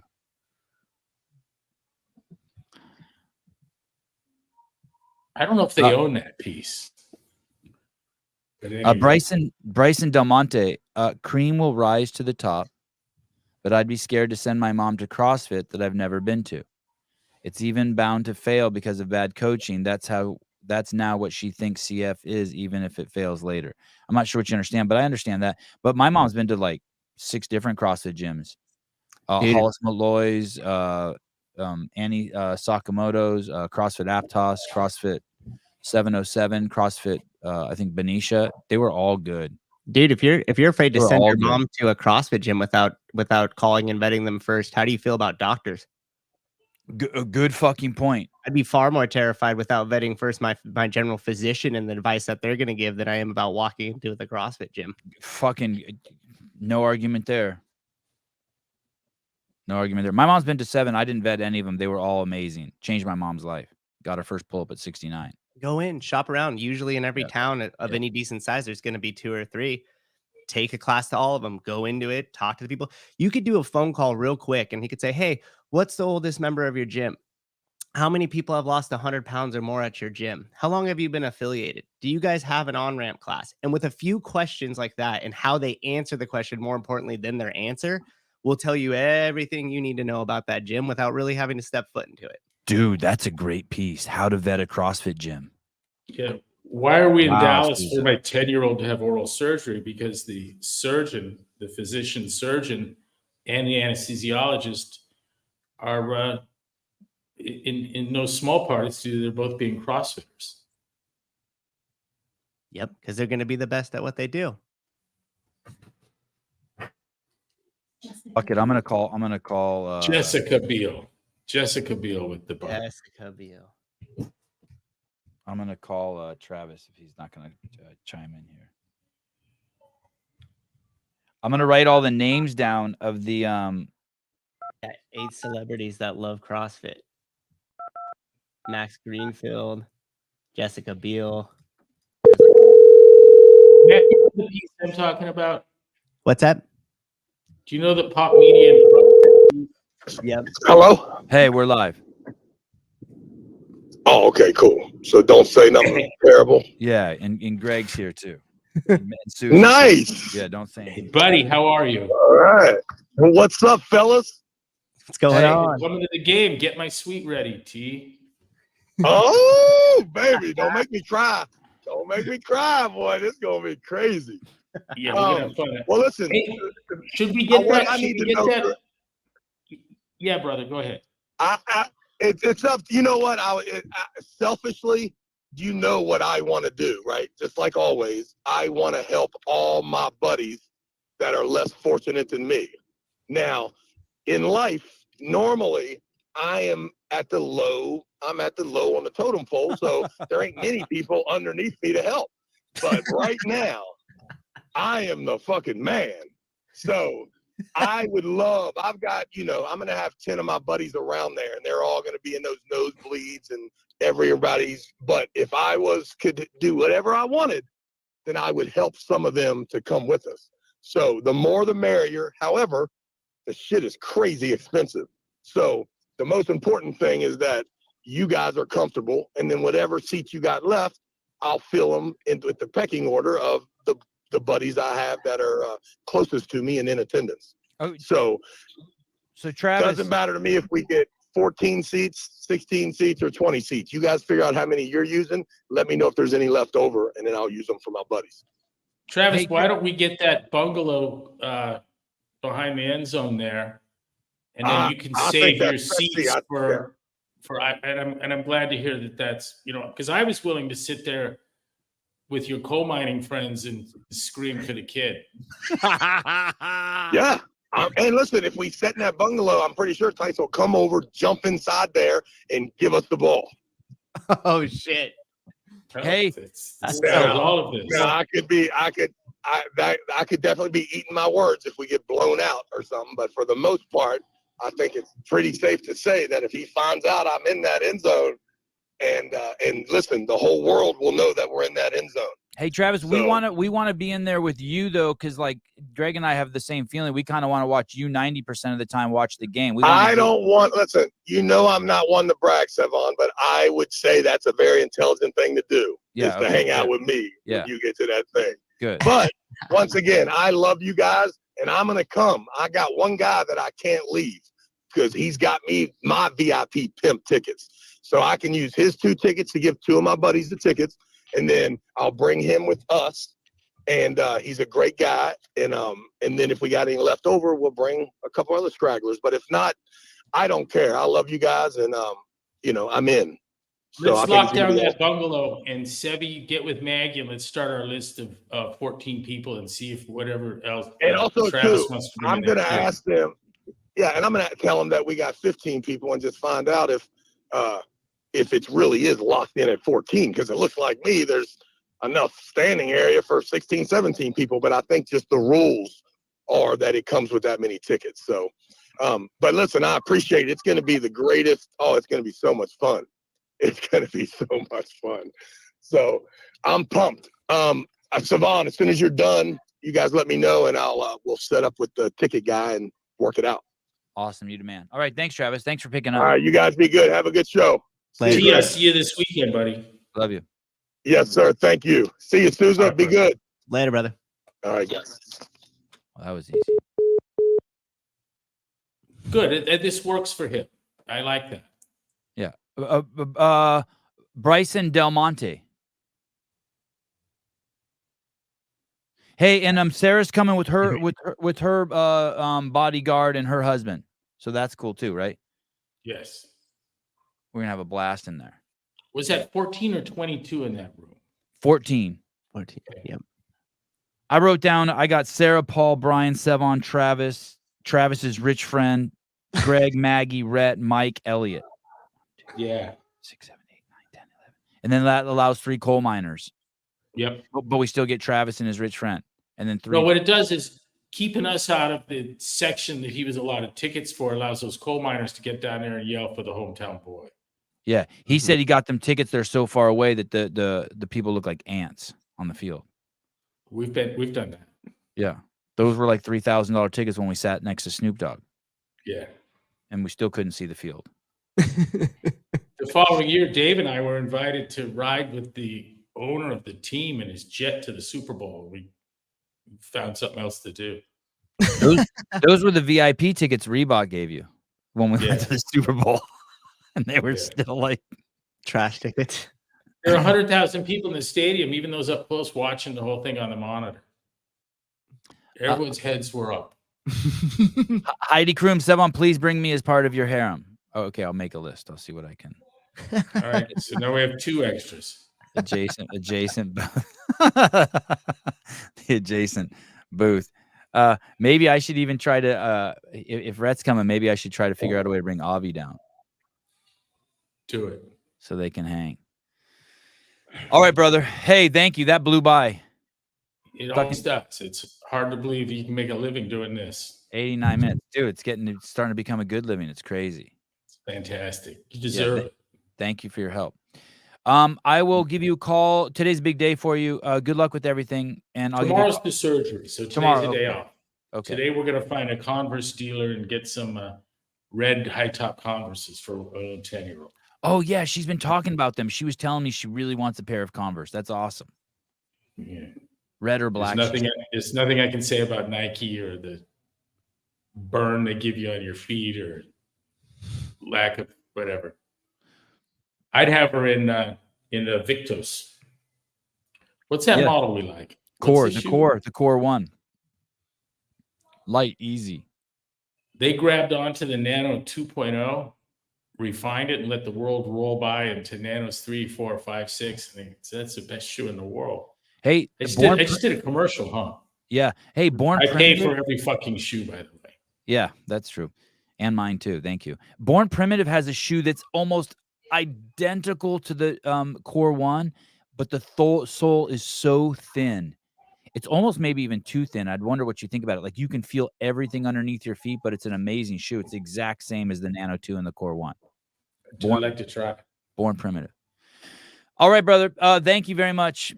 No, thank you, Sevi. Thank you, Matthew.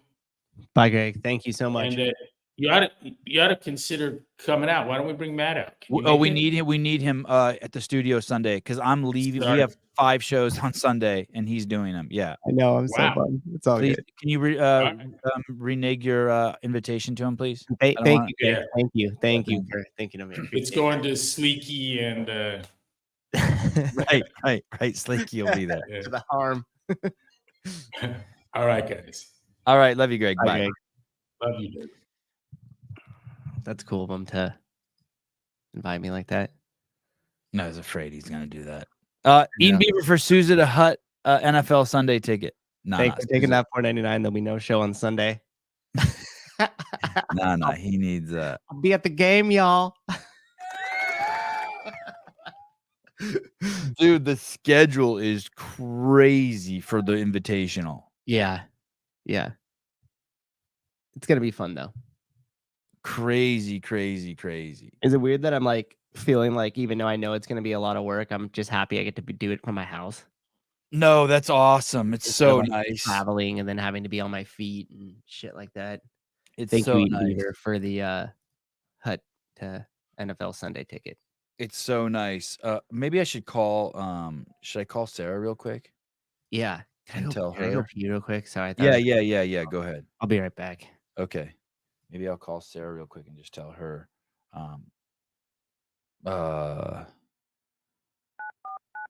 So because she might buy a booth too, and then we'd have too many. Let's see if she picks up. I'm flying into LAX and I'm gonna get picked up and just shuttled straight to the Players Hotel. I got a room at the Players Hotel. Oh, I forgot to tell Greg that. I got him a room there too. And then from there, I'm gonna go to the game, come back to the hotel, and then I'll fly right back home. Heidi, let Sousa go.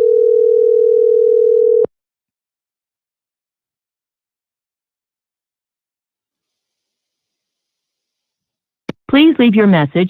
Damn. All right. No, Sarah.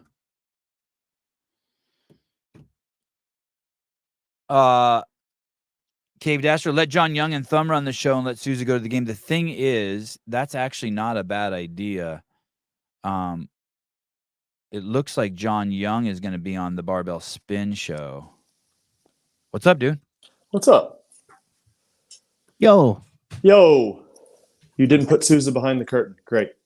He let me out by request. Hey, that's only by request. I said, hey, I'm only doing it if Sousa can be on the show. That's true. You're a good dude like that. You know who? Travis is a good. You talk to the small people. That's good. I always like that. For those of you who aren't keeping up with this, we invited Rich on the show. He said only if Sousa is not in the back and he faces forward. Damn. Yeah. Thank you. Yes, the people need to see. I'm liberated, baby. Here I am. He's here. Freed by Froning. He's here. Hashtag freed by Froning. Yes. Hey, where are you? I've never seen you in this spot. Where are you? I'm in Rory's office. Oh, yeah. Normally, why aren't you in the truck? What's up? The truck in the shop or something? Oh, the truck's over there. I just figured, hey, I'd be civilized today and actually be in a room. Looks good. Are you standing? No, I'm on a tall stool. Makes me look more powerful, I think, right? Yeah, and he's got Pumpkin Plan in Profit First. I'm a huge Mike McConaughey guy right behind you. Oh, look at that. Yeah, both those books are. Rory's a learned man, Yeah. He likes to read those books. What's up with the shirt, Rich? CrossFit Destin. CrossFit Destin is a CrossFit affiliate, obviously, and then they use Mayhem programming. I was down there last week on a little family relocation. It's not vacation. Anybody who knows kids or has kids knows that you don't go on vacation when you have your kids. And so I dropped in, and this is the shirt I wore today. So great people, great community down there. Ton of fun. It was cool. I don't know if I've ever seen you wear a shirt that's not a Mayhem shirt. This is a Mayhem shirt. Because they're a Mayhem affiliate. Yeah, that's right. Mm-hmm. So all right. Fair enough. Fair enough. Yeah, really cool spot down there. Like I said, cool community, a lot of drop-ins. Met a bunch of people from Indiana, a couple from Tennessee, which was cool. And then they've got their locals. So it was fun. Cooters. Hey, Rich. Adam here from the United Kingdom. Oh, what's up? And train with Rich 29. What's Rich 29? That's those weekends that we do. Bring people in and just work out a ton. So it was a ton of fun. And that you've done that 29 times? We've done it, I think, 30 times now. I think last one was 30. Damn. We are now a Mayhem affiliate and loving it. Love it. Awesome. Darren does an incredible job with that. He found his passion with that. And then we've got a great team kind of that helps out with a lot of the stuff behind the scenes, Christy and Kelsey. And so Darren and they're doing a great job. You're going to Rogue and you're going to Rogue? I'm going to Rogue, yes, sir. And tell me, what does that mean? Thursday night, I will be in a dunk tank. Apparently there wasn't a lot of volunteers for that, so I was like, why not? And then I think they're doing like a little carnival night with the legends, because we're just a sideshow. Little, So who cares about that? Why do people actually care about that? Is that just Bill? No. Yeah. Dude, Rich, you're one of those guys, and at halftime when they march out like all the old quarterbacks,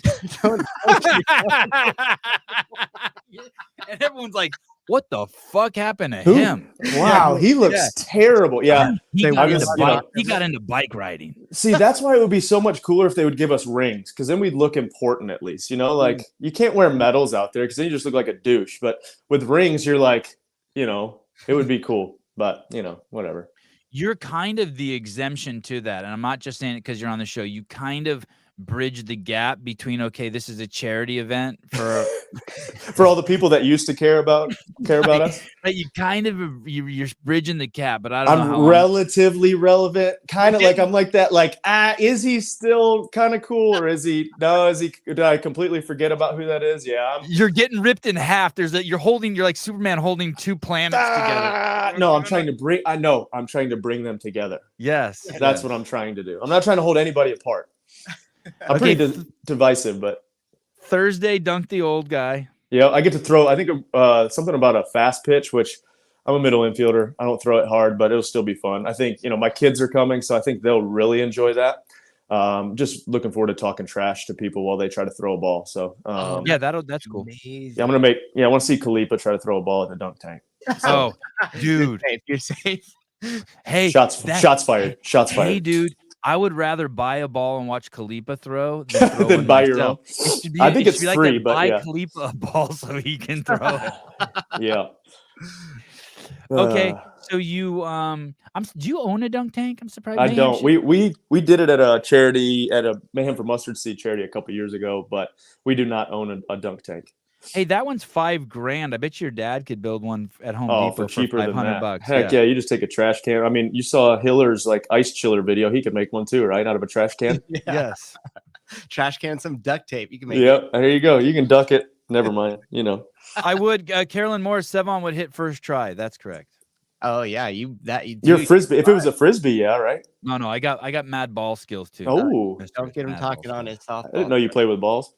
I do always. Only 2 at a time. So okay, and then Friday. So you go home Thursday, back to your hotel, and then Friday. I think Friday, Saturday, Sunday we're doing one event a day, and then I think we're doing kind of like. I mean, I know you probably don't watch much football. You do now. You're a connoisseur now. But I think we're going to do something. You're an expert now, so I think we're going to do something similar to the Manning Cast, where we just kind of sit there and talk trash about what's going on. I think like a couple shows, it's going to be me and Bridge. Like they'll have alternate streaming. You'll have the actual polished people know what they're talking about, and then you'll have us just talking about how we used to be cool and what we would have done when this was a different movement or all that stuff. So I think that'll be pretty fun. I think I'm with Bridges once or twice and Khalipa once, and so I'll just be making fun of Khalipa for an hour or two. I saw I think I saw. Let me see. Could you pull up the Instagram for Rogue Invitational? I saw the list of that. So is that going?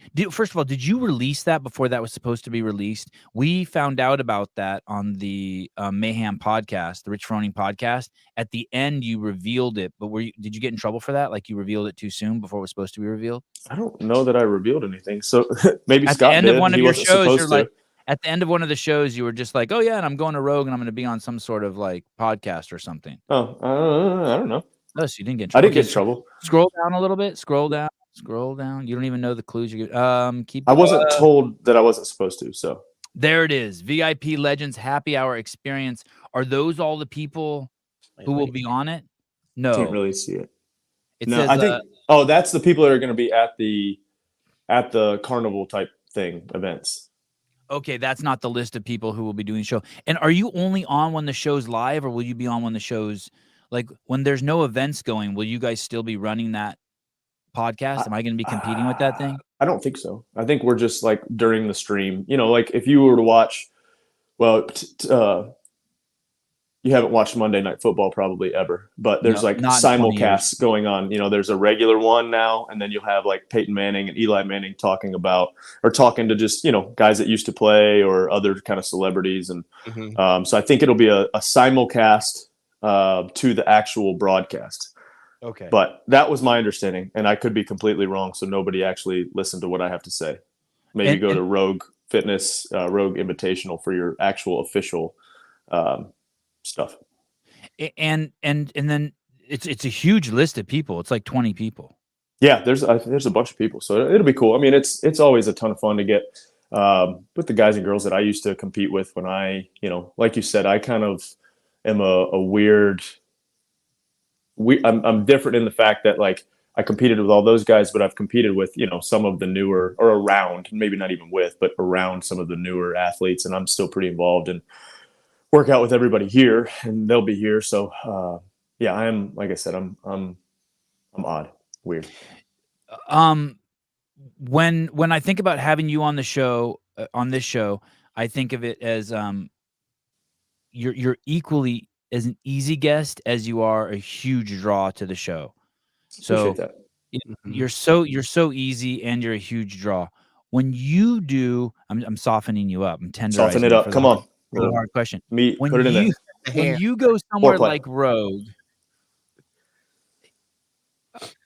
I preface this with you have everything you need at home. You have your family. Yep. And you have a motorcycle and you have your family that I haven't ridden in a long time, but yep.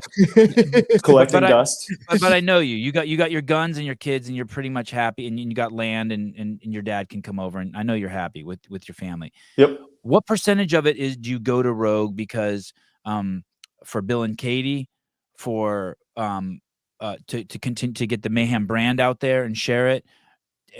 Because you actually want to go. Like, does any part of you want to go? Like, no part of me wants to go to this football game on Sunday. Now, it doesn't mean because I'm going to go to the NFL football game on Sunday. Awesome. And I know I'm going to have fun. Right. But like, I do not want. I'm not even like want to go. Not even a little bit. If I can bring my kids and my wife, then I'm good, and they're all coming. Like I. 100%. I don't even want to do that. That's so brave of you. I don't even want to do that. The more and more, the older they get, I'm like the experiences of those types of things. Like, you can learn a little bit about going to Texas and, doing these things. And like, as lame as that sounds, like they can get, and to see some of that, at some point, nobody's going to want to invite me to any of that stuff. So they're not going to have those experiences. And so, who knows? Like they just like going and doing. They would rather stay home a lot of the time, I bet. They're feral. And it would be way easier if it was just me and Hillary going. But, I want to bring them and involve them and some of that stuff so they can just see it. And, it is equal parts, all of that. Bill and Katie have always been incredible. As lame as it sounds, they're more like family than it is business. No, I hear you. And at times we do have to separate that, but it's easy with them. Mayhem, yes, we're going to do some activation in the kind of spectator area. So we're going to run a couple classes. So I'm going to drop in on some of those and help out with that. Josh will be running those. So I'll be there. And, it is Josh Malone that was wearing this too small of the shirt in the Phil documentary. Yeah. Wow. Josh is incredible. Wow. But that's a running joke at Mayhem. It is. So I wasn't like coming up with that. Oh, shit. no, that wasn't original. No, it would be like if someone said, Seb, you have a big nose, and I'd be like, well, that's real.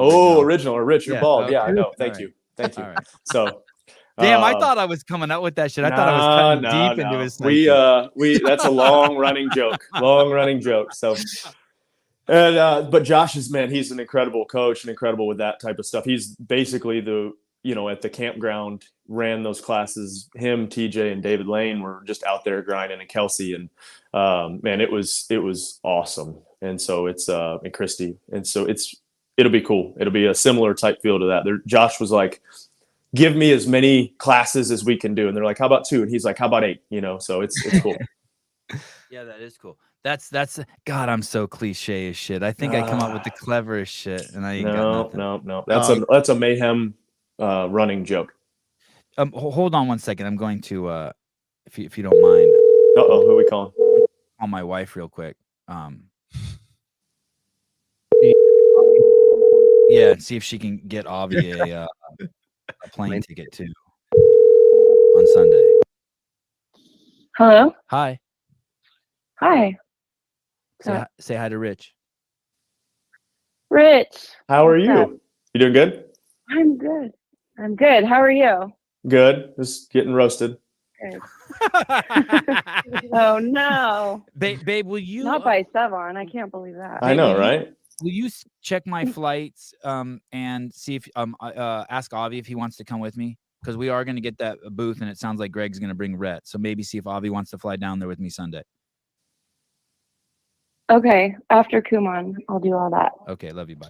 Love you. Bye. I can't imagine him saying no. Okay. Love you. Bye. Okay. Have a good show. Okay. Bye. Bye. He'll love that. Is it true that after your 4 victories, I probably asked you this before, but this never gets old, this question. Is it true after your 4 victories that your 5th, the year you decided to retire or go team, that Bill and Katie Henniger offered to build you a massive a pool? A massive pool. He tried to entice me with that. Yeah. He did. Yeah, that's awesome. God, that makes me love Bill. No, Bill's the man. Bill and Katie are awesome. Can you tell me how that goes? So you're just like outside, like cleaning your gun and your phone rings? No, phone rings? You know, I'd kind of told him that it was time, you know, I was done. And, you know, I like anything, you don't want to let it go. You know, I remember as a kid when I was a huge Detroit Lions fan, that's an NFL football team that's in the same division as the Bears. And Barry Sanders was my childhood hero.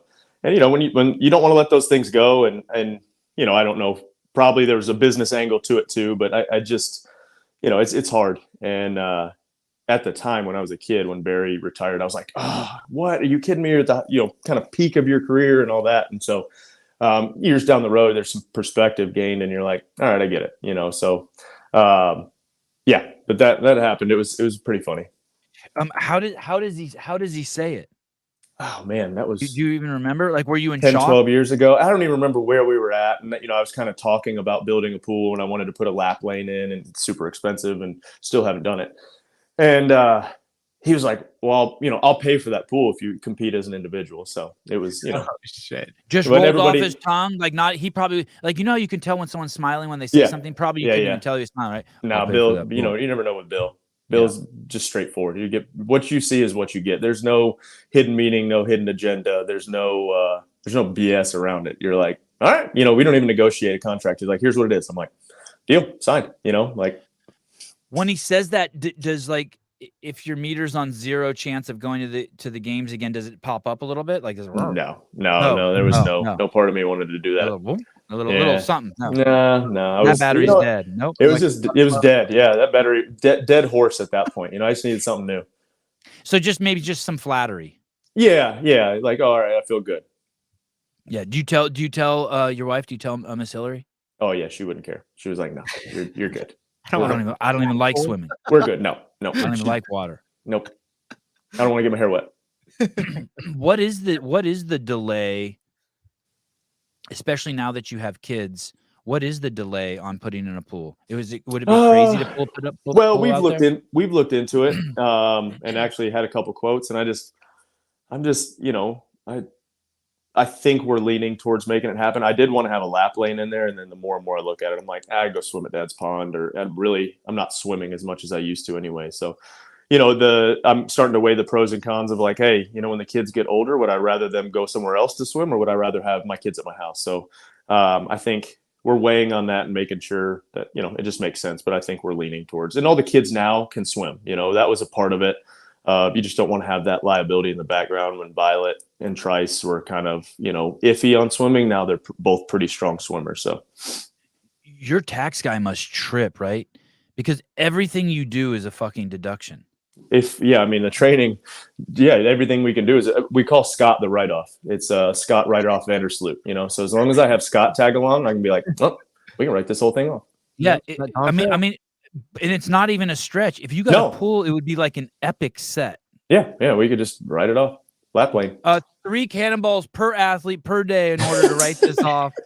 Give me 25 meter lap. You're done. But Rich, it's cold. Today's not a swimming day. Too bad. Too bad. I got to write off this month's chemicals, you know? This month's salt. Damn. Yeah.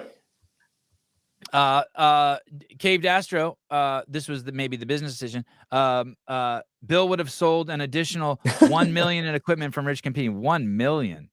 1 million. Add a fucking 0 or 2 to that. Yeah.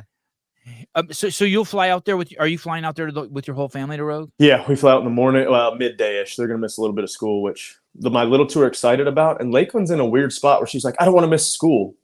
I'm like, when my parents told me we would get to miss school, I'm in. I don't care what we're doing. Yeah, you put your hand on her forehead. You feeling okay? I'm like, hey. Well, it's so weird now. Like Violet the other day, we get a call from the school and they're like, hey, she's got a sore throat. Can you come pick her up? Did you ever? No. Ever? No.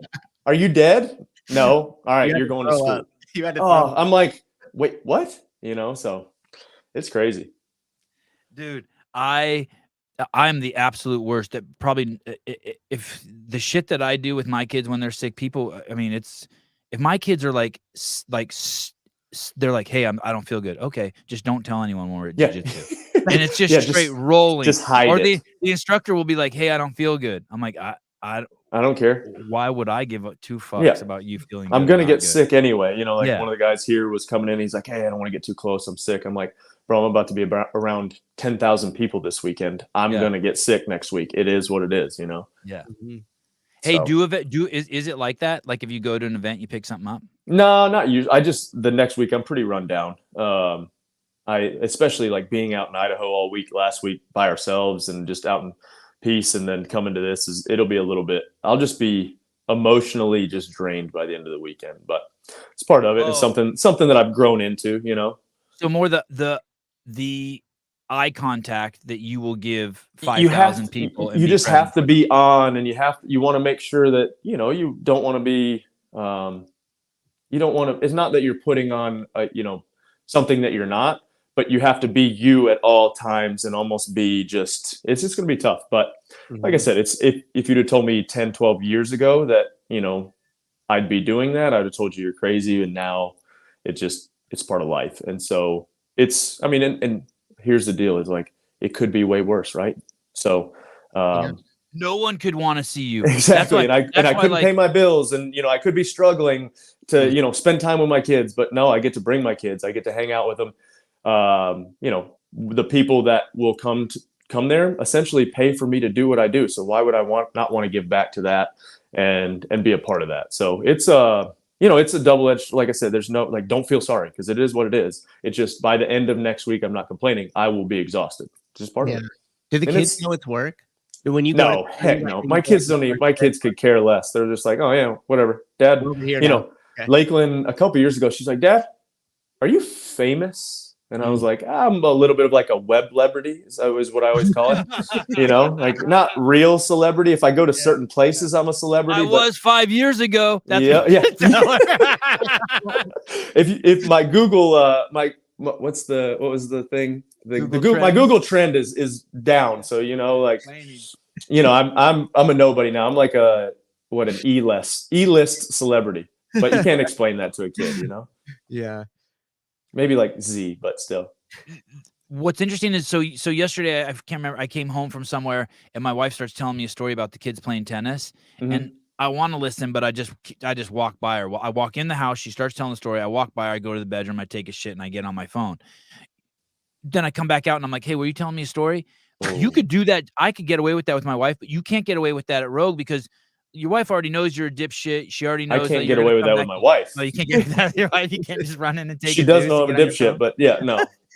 She's aware. But I get what you're saying. You're not being fake there, but there's no disconnect. Room. Yeah, there's no wiggle room to like just ignore someone and be like, hey, sorry, I ignored you. Yeah, because they only get one shot to interact with you. You got to be like, you got to make it count. You got to make sure that you everybody's getting you at your peak, which is, it's hard, like I said, though, like I'm not complaining because I get to work out for a living, which it's still making a living, but I get to do, now I'm to the point where I'm like, I just got to work out that I can do some of these things that I want to do that are, physically exhausting, and I got to look good. That's it, like the cell programming. So it's I'm in a good spot for sure. Granted, in a couple of years, I might have to have a walker and a cane and all this type of stuff, but that's the risk reward that that's the life I chose. It is what it is. Is your body getting beat up? It's just, I'm 36 now, a lot of miles, some days the knee feels great. Some days it's rough. This morning, I mean, it's everybody though. If you do, you look at CrossFit, I look at, the games is like the peak, and CrossFit methodology is great. It's incredible. It's for everyday people. It's the best there is. The games is like it's a professional sport. So anytime you do anything at a high level, you're going to have to obsess. You're going to have to put those miles into your body. And it's just anything in excess is not healthy. And so for 14, 15 years, I've done fitness in excess. And it just, there's days where I'm like, oh, my wrist hurts, instead of snatching, I'm going to do this, or instead of squat snatch, I'm going to power snatch, or whatever. You just work around it and try to do some fitness. But that's when I hate the whole, well, CrossFit's dangerous. And I'm like, CrossFit in itself, yeah, you're going to take some inherent risk, but I think as overall programming and GPP, it's the best thing out there if done correctly with proper instructors and at a good affiliate. And then the CrossFit Games, no, it's not healthy. It's not safe because it is a professional sport. It is, it's the NFL versus, going out. Well, I can't use flag football as an example because you can get hurt playing flag football, but it's just you're going to get hurt playing pool if you're a professional pool player too, from playing fucking 8 hours of pool bent over a table. The same movement over and over and over. It is what it is. Like, that's what I hate. Everybody's first question who doesn't know CrossFit and is talking to me and asking about my career, they're like, well, how many injuries have you had? And I'm like, doing CrossFit? Maybe I could pinpoint one, probably, like when I tore my meniscus doing a double under, which is weird. Like, you shouldn't do that. But, I've had worse. I had shoulder surgery and playing baseball. I had, just different things. I've had more injuries doing other things. Well, everyone gets injured running too. It's exactly. Like, it's an overuse thing. That's just is what it is. And so I'd rather take the risk of getting injured doing something than sitting on my ass and dying at an early age because I didn't do anything. Yeah, and I think also too the fact that you've been at the highest level in the sport for as long as you have and are still walking around and doing it and enjoying it is the testimony in itself. Go take somebody from the NFL afterwards that's had a long career and they're on pain. They're miserable. Yeah. I mean, if you see that commercial, I think it's is it a Tostitos commercial where it's like Emmitt Smith, Joe Montana, and some of them are like, I could still play. And it flash forwards to them like suited up and just getting rocked. And then they sit back on the couch and they're like, nah, like I'm good. It's pretty funny. Yeah. Hey, think about Fraser injuring himself doing Olympic weightlifting and then becoming a CrossFitter.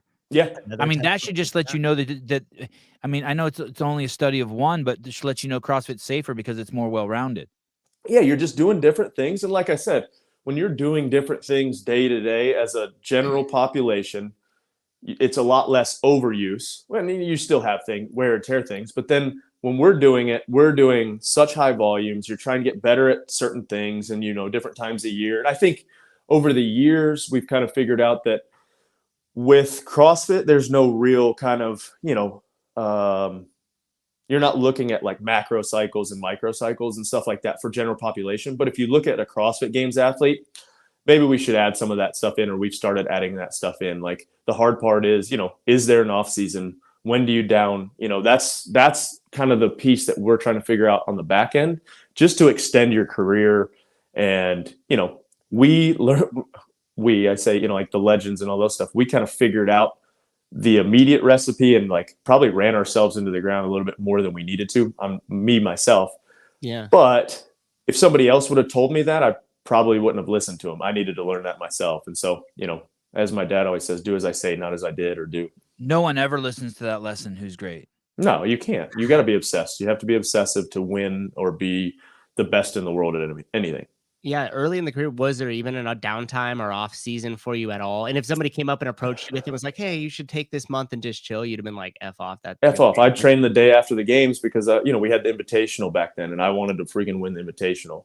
And didn't even usually know when it was going to be or if it was going to happen, but I wanted to be ready if it did happen. And so, like back then, I would think of as the Invitational was the thing that I would start thinking about after the games, and then from the games from the Invitational, you went back to the open stuff. So it was just never ended. Do what you do. When did the mental burden of that start to creep in? Because you were probably gun ho early on, like it didn't matter, you're going to run through a brick wall, but at some point there had to have been a switch, right? I think it was that last year, like the 2014, the last individual year.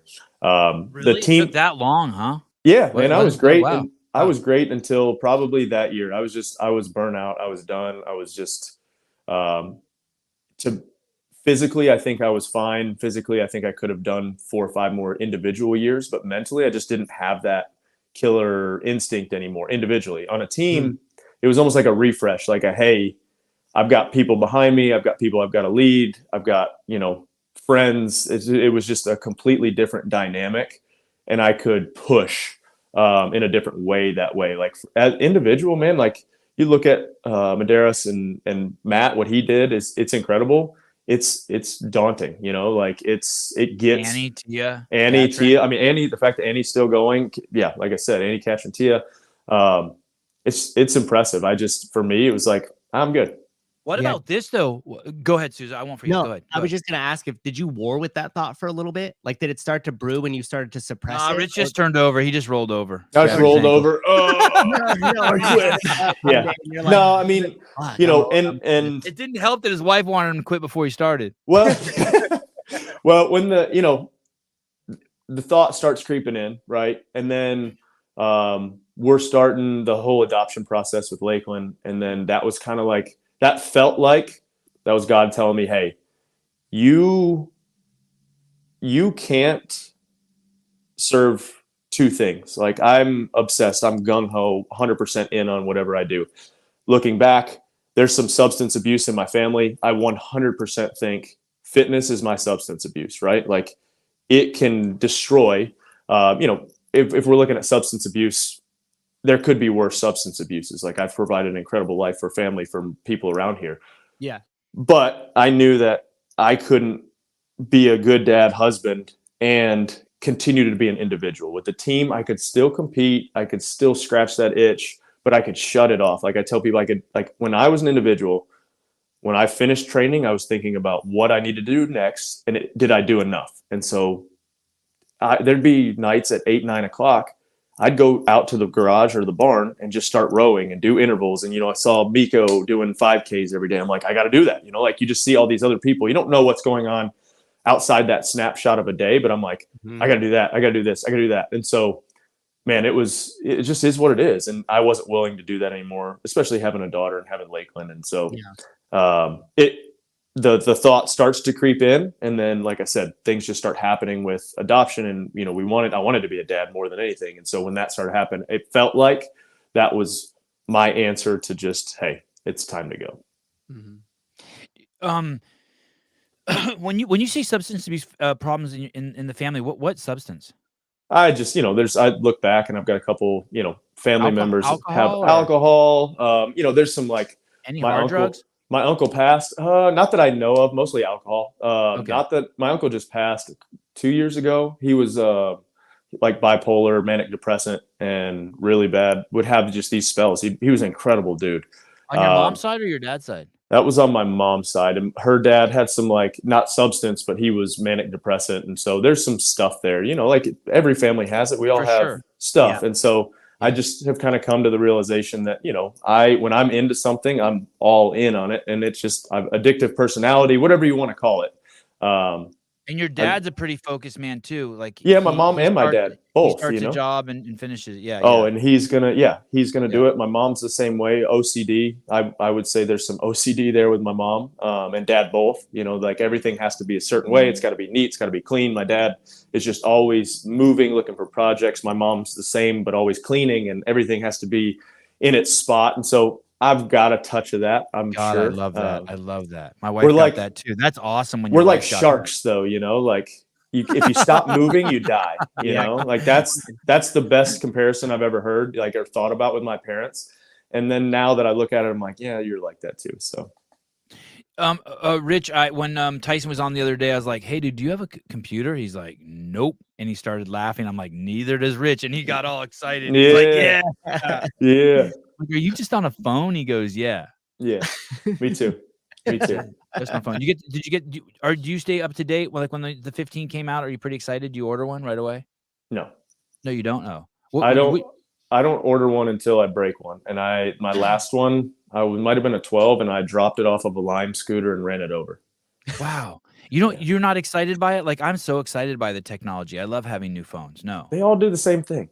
Yeah. Like an iPhone literally does, as long as it's an iPhone. I know you green bubble people out there are going to get pissed, but I hate you people that ruin text message threads. You can't name them. And then it's really, at this point, it's not like I think it's just a badge of honor for them too. And they're like, well, it takes superior pictures. And I'm like, yeah, but you can't share it with 90% of the world unless they download Google Drive or whatever it is. And I'm just like, hey, thanks for ruining that video that I can't see.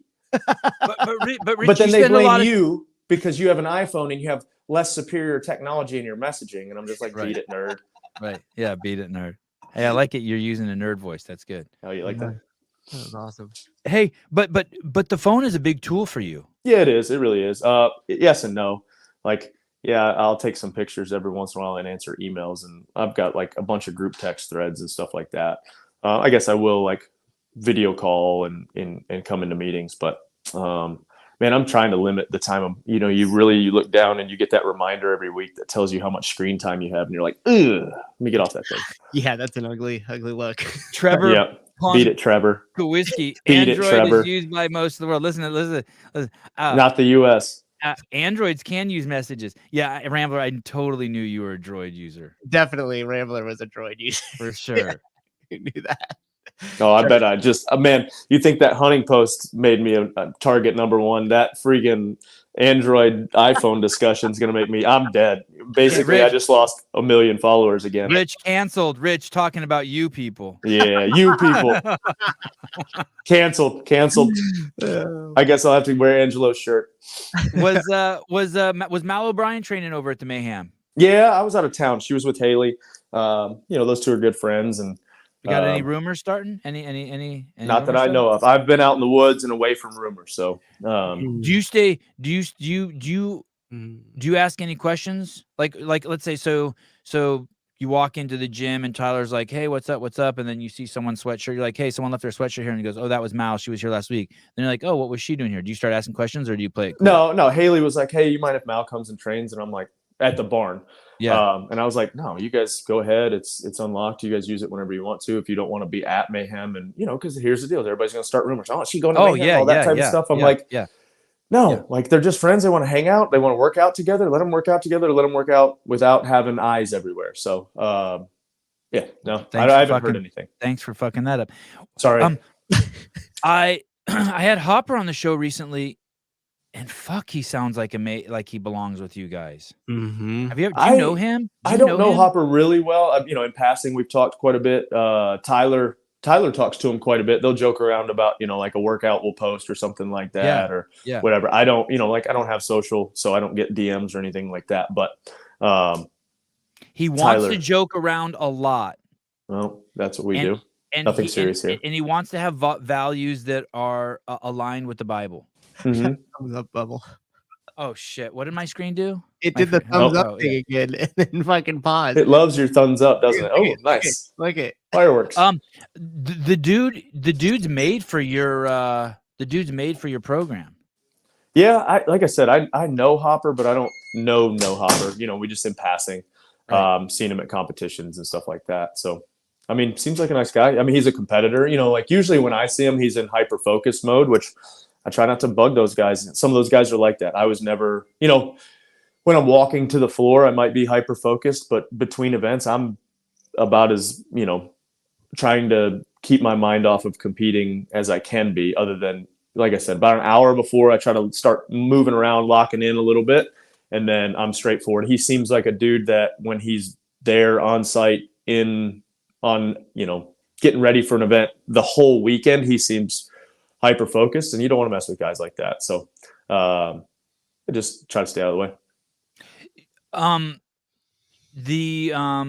The age, you mentioned you were 36 years old, and I remember at the age of 37, for me, all of a sudden warming up, it was just kind of weird. Just like one day I woke up, I'm like, oh shit, I need to warm up now. Yeah. Like I actually need to be in a full sweat before I do anything. Do you feel some things like that coming on? Have they come on yet?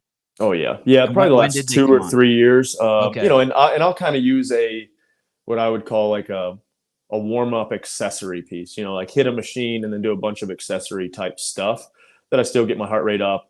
It doesn't take anything for me to sweat. People are like, oh, you're working hard. I'm like, no, I could just be standing there and be sweating. It's just the way I am. As soon as I think about moving, like my whole body's just like, time to sweat. And so you self-lubricate. Self-lubricate. I'm ready to go all the time. Those are my favorite kind of people. All the time. Yeah. Always ready. And so, it doesn't take much on that side of it, but I do need to get my heart rate up a little bit. And then, like I said, get some of these creaky old joints. Some joints are good, some are not.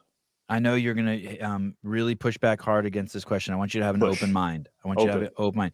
Would you consider, as you get older, wearing more clothes when you train, like maybe putting on tights like Roman does?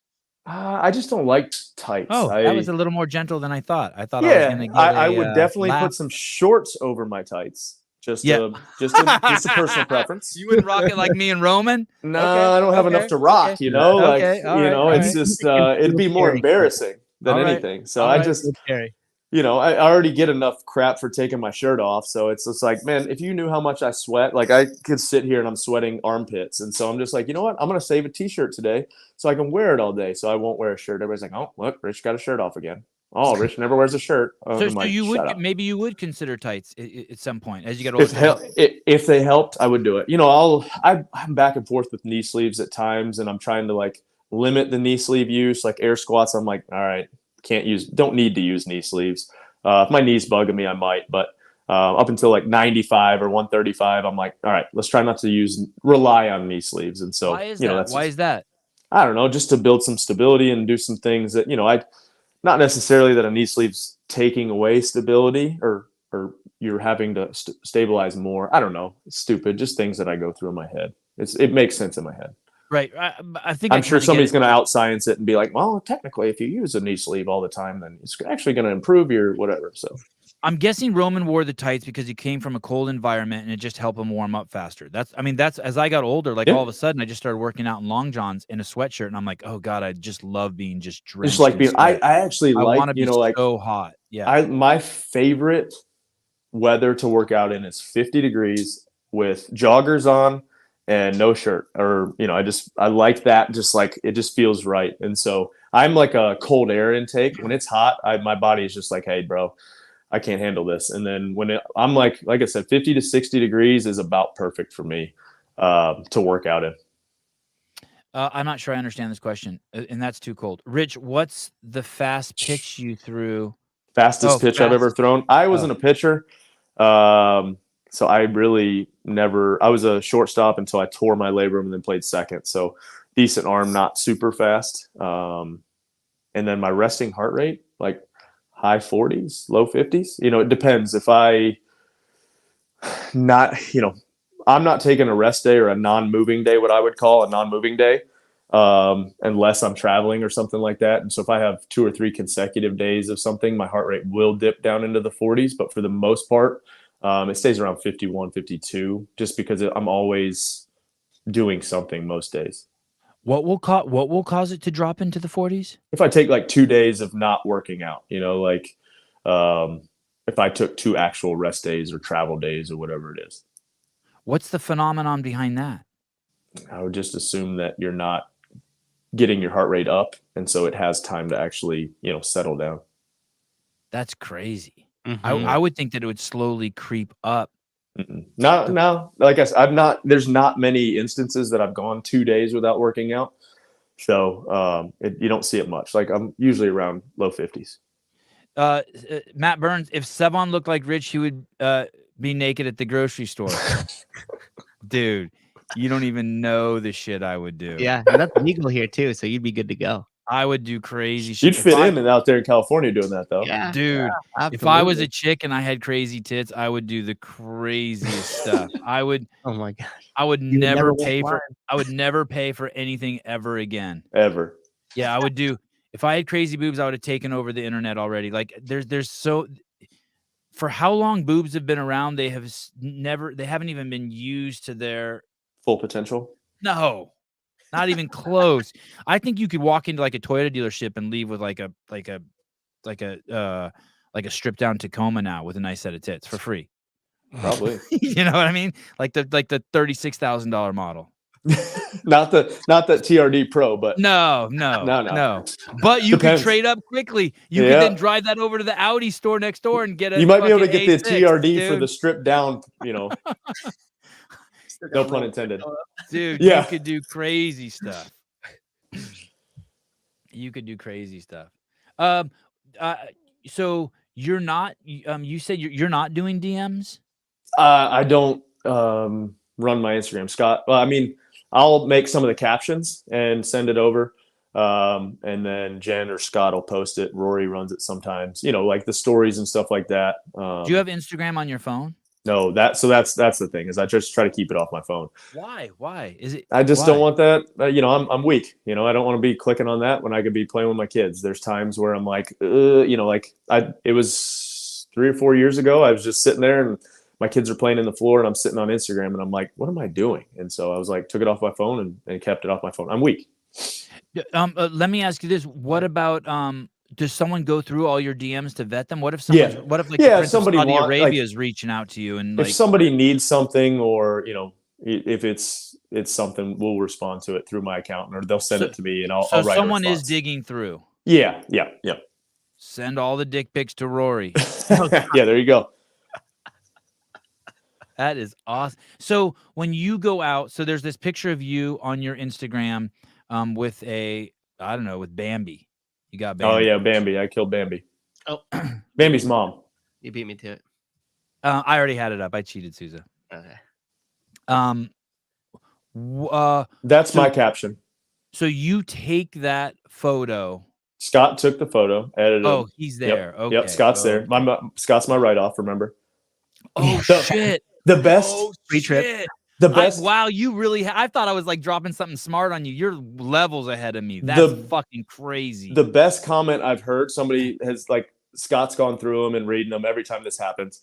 The best comment so far was, too bad you didn't fall off that cliff. I was like, well done. Whoa. Like, I'm not even mad about that one, like that clip. What? That's so they're aggressive. Like, too bad you didn't fall off that cliff. I was like, first of all, on the other side of that is maybe a 1.5 foot drop. Like it's just which your knee could not take. No, that's true. Well, if I fell to the right, I would be fine. If I fell to the left, I'm dead. Like left knee down the hill.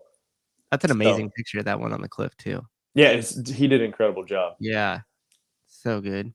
Hey, what is that growing on the rock? That's just like moss or something like that. I bet. Yeah. It almost looked like a camo netting draped over it. It looks Why would cool, someone right? say that? Because they're upset because you killed the animal? I killed the animal and to eat, like it'd be, there's like, yeah, they're just angry. People are angry that the ones that get me are the ones that eat meat or have them eating meat and then they're upset. That's what gets me, but is what it is. I was actually thinking about it. I was like, it's less humane actually to buy it from the store than it is. Well, yeah, you're a coward, but right? there is what it is. But yeah, and then everybody else wants to pretend that they're not killing. Let's look at this. Let's look at this though for a second. Okay. This right up here. Yep. And be cool about it. Okay. Scott Rear, imagine killing an animal and being proud of it. Oh, it's a lot of work. Took me 15 days to get that animal. So yeah. So how about this? I think that maybe imagine bringing food home to your family. Mm-hmm. Will your kids eat that? Couple 100 pounds. My kids will devour that. Okay. So there's I understand. I understand.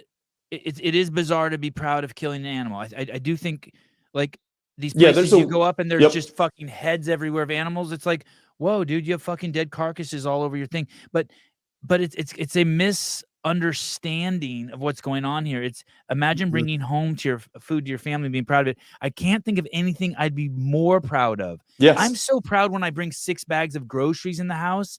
I kind of feel like, yeah, look, bitch, I'm fucking providing I brought for food. these motherfuckers. I brought food. I'm providing for my family. I'm providing for my family. I put a and full so tank of gas in the tank, and I'm kind of proud. Like if I have my wife's car and I put gas in her tank and I return it to her, you're like, yeah, there you go, take that. Yeah. And so even my argument to you got dead carcasses all over your house, whatever it is. Yeah. If all that meat will come back. You know, even the people are like, hey, this is kind of expensive to ship back. And I'm like, I don't care. I want the meat. Right. And I am going to have that thing mounted because I think of the days, the time, every time I see that head, that elk, I know where he came from, how hard he was to get to. Me and Scott had a ton of cool adventures. That's what that is. That's an elk. I didn't know elk got big like that. Oh yeah, man, that thing, they're huge. And so I think about those memories. Like I've got one in the first one that I killed in our living room, which Hillary was a rock star for letting me put in there. I really thought that would never happen. And so I think about the memories that I had with Tyler, with TJ, with David Curtis, who's become a good friend, my buddy, Father Steven. And so like, the memories come back when you see that elk. Yes, the meat and all that stuff, like that's my number one goal on it. But hey, you know, like the memories to get that thing are pretty awesome. Okay, and then the next line. So I understand that I understand killing's not cool. Right. I also understand that feeding your family is the coolest thing you can do on planet Earth. Right. More important than feeding yourself. And then I don't know what joking himself into thinking this is necessary, but what are your options? What would be your options besides killing? Go to the grocery store, I guess, and get my own meat. But yeah, go to McDonald's, go to Safeway, go to Whole Foods. Like, how is that more noble than what you did? Exactly. Like so we did a whole podcast. I really want to know too. Like, what's the option? You need to, so. There's a guy named Robbie Kroger. He runs Blood Origins. It's a conservation, pro-hunting conservation nonprofit.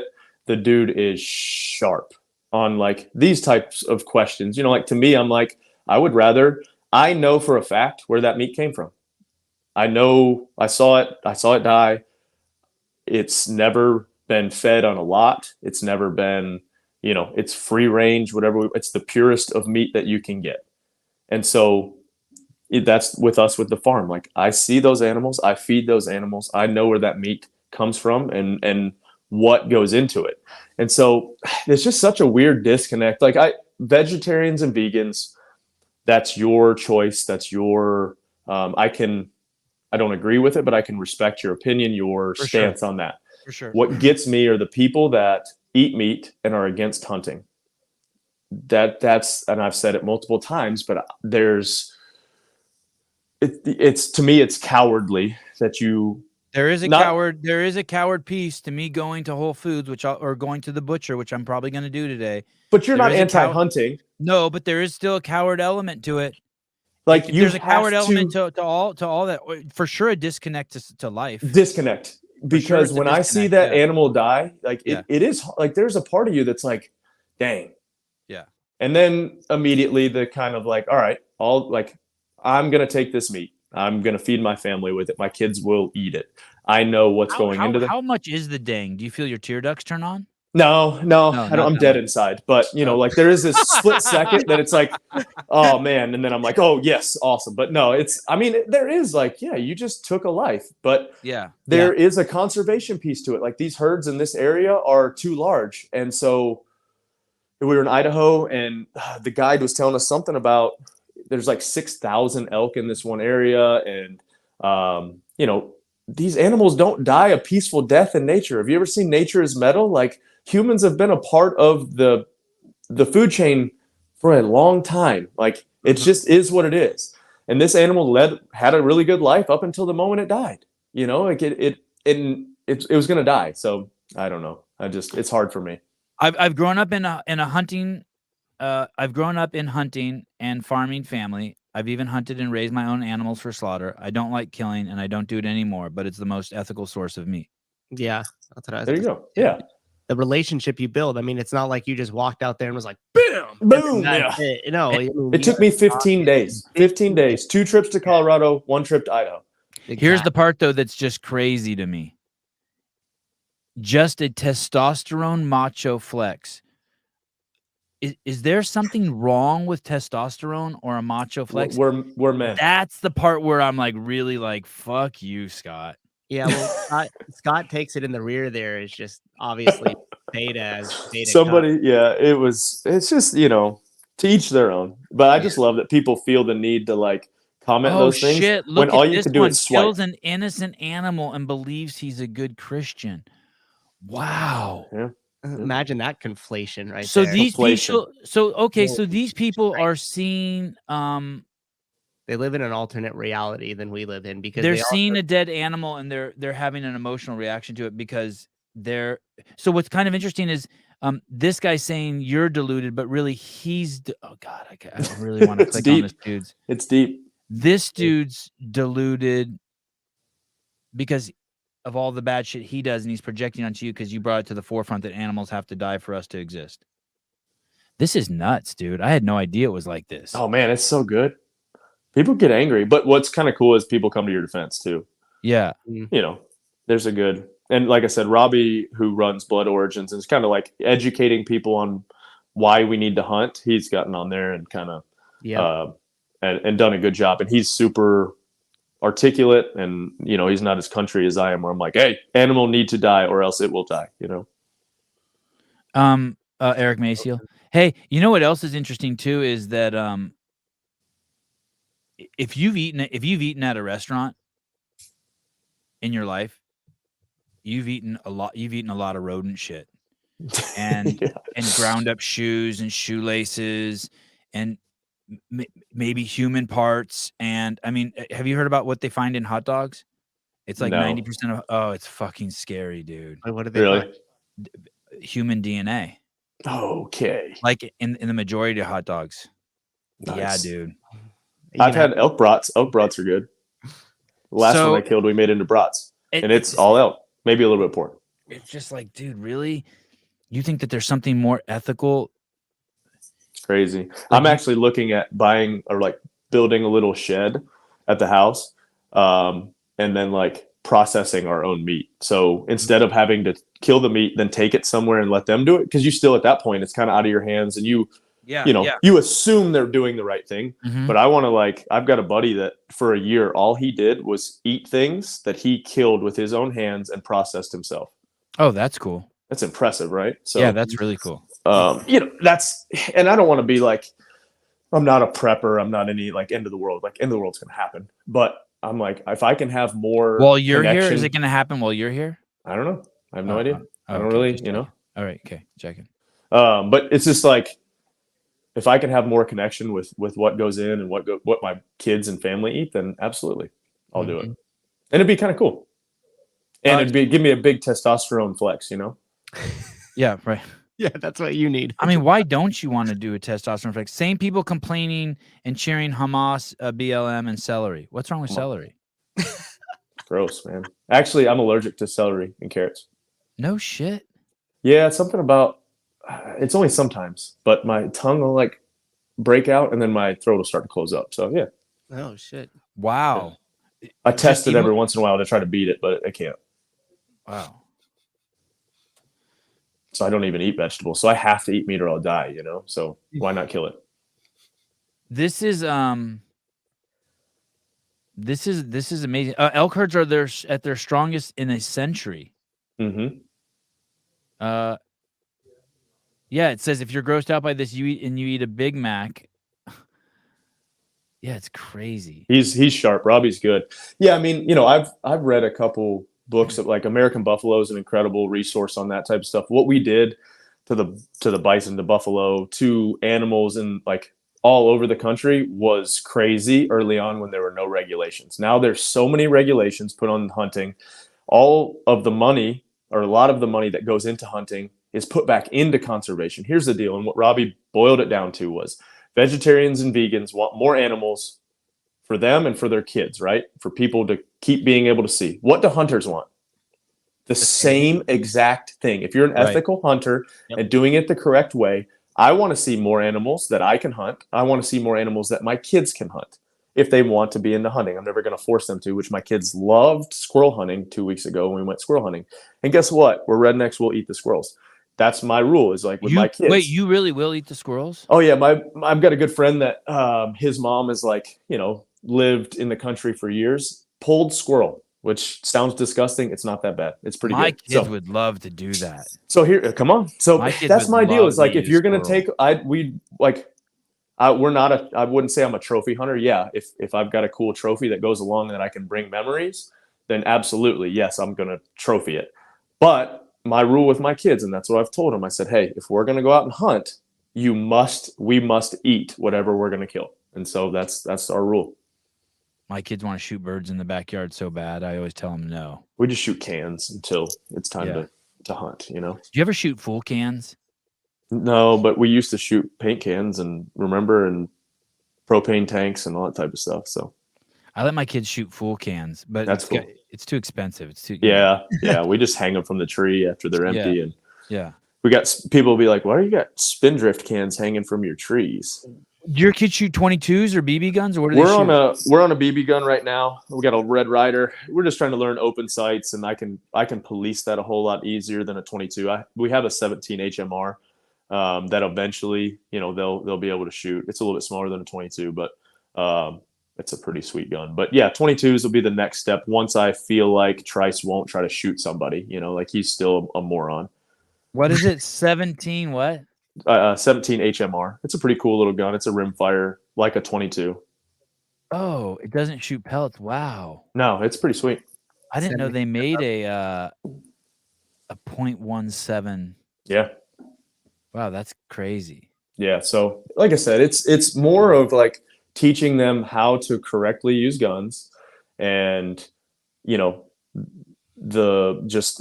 like, let's learn some gun safety. Know that you never touch a gun unless an adult's there. That's the big thing. All of my guns are in a safe. And then now they've got a 22, and now I'm starting to get them some bows. And like, if I'm being 100% honest, I would rather shoot a bow any day of the week than I would a gun. I just feel there's just something cool and just feels right about shooting a bow.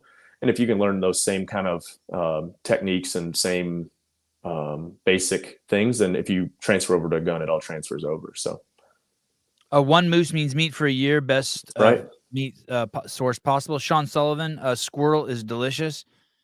So is Bugs Bunny. Rabbit. A wabbit. Yeah. What's your next athletic feat? What do you have anything on the horizon? Any goals besides the rogue? I've got legends this year, and then I've got one more elk hunt. It's a cow hunt. It'll be solely a meat hunt. What does that mean?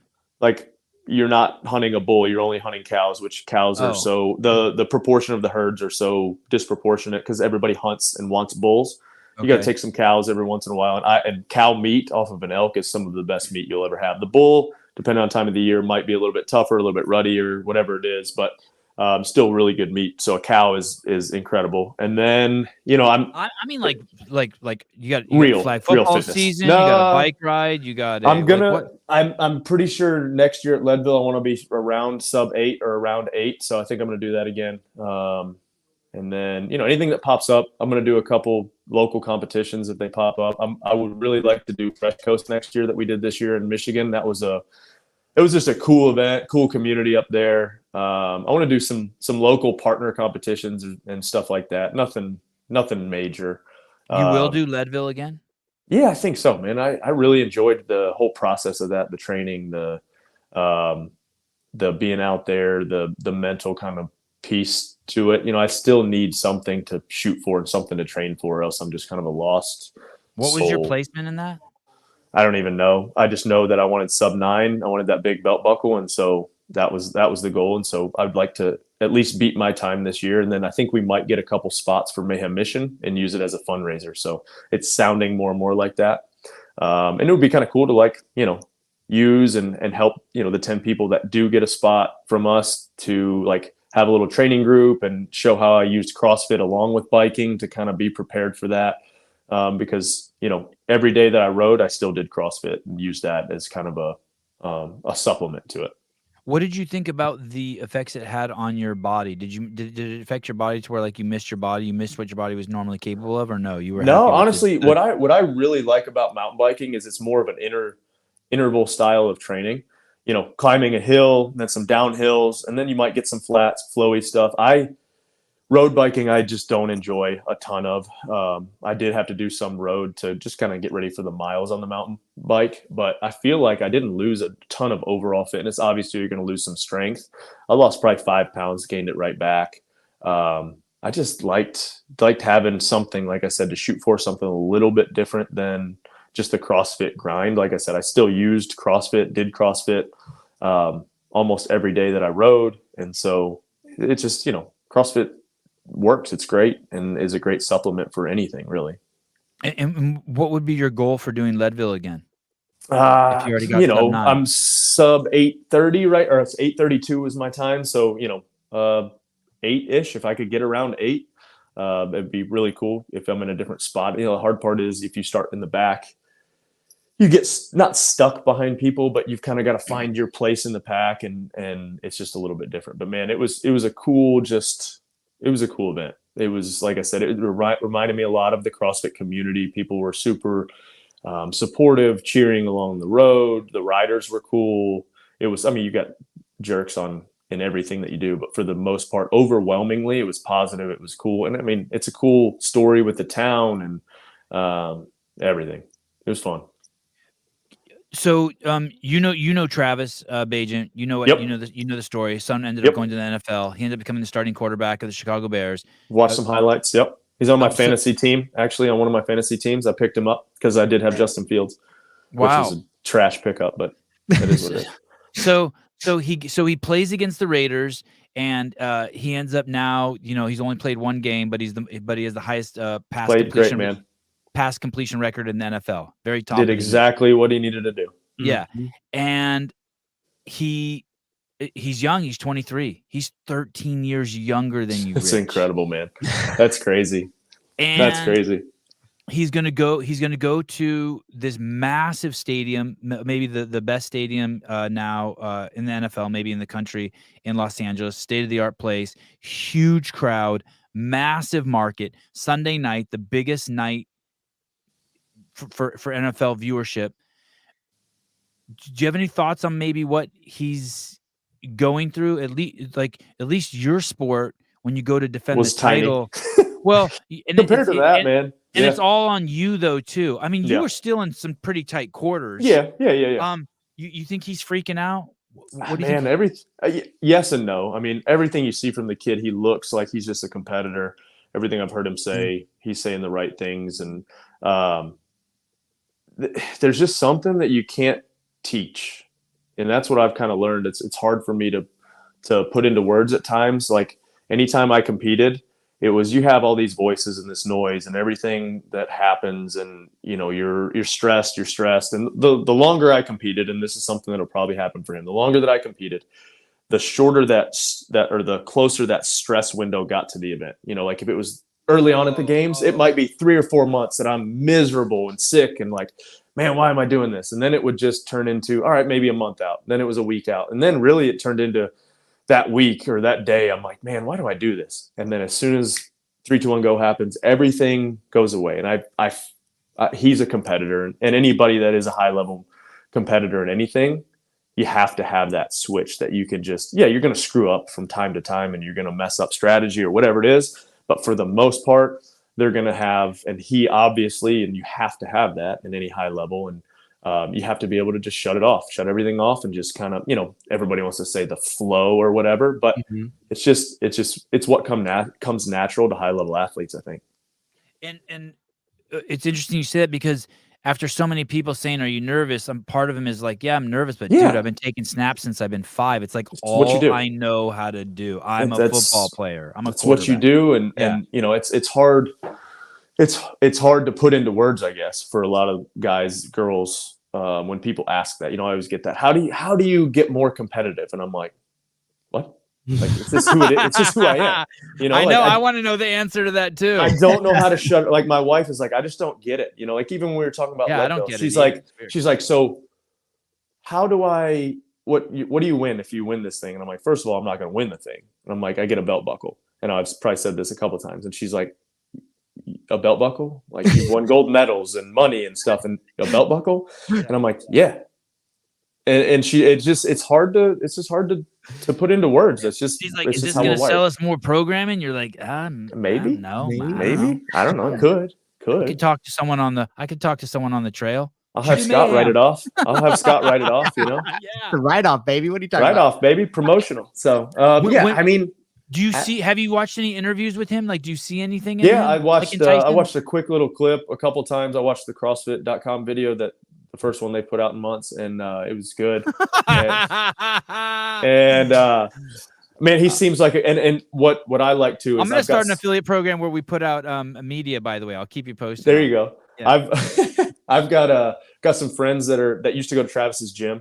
Mm-hmm. And that lived there, and they just raved about how good of a kid he was and how he's just down to earth. And, you know, that's you can tell that in his interviews, and he seems just like a good dude. And patent pending on the name. Sorry, Josh. But, you know, he just seems like he's there. And I'm hoping for a lot of success for him.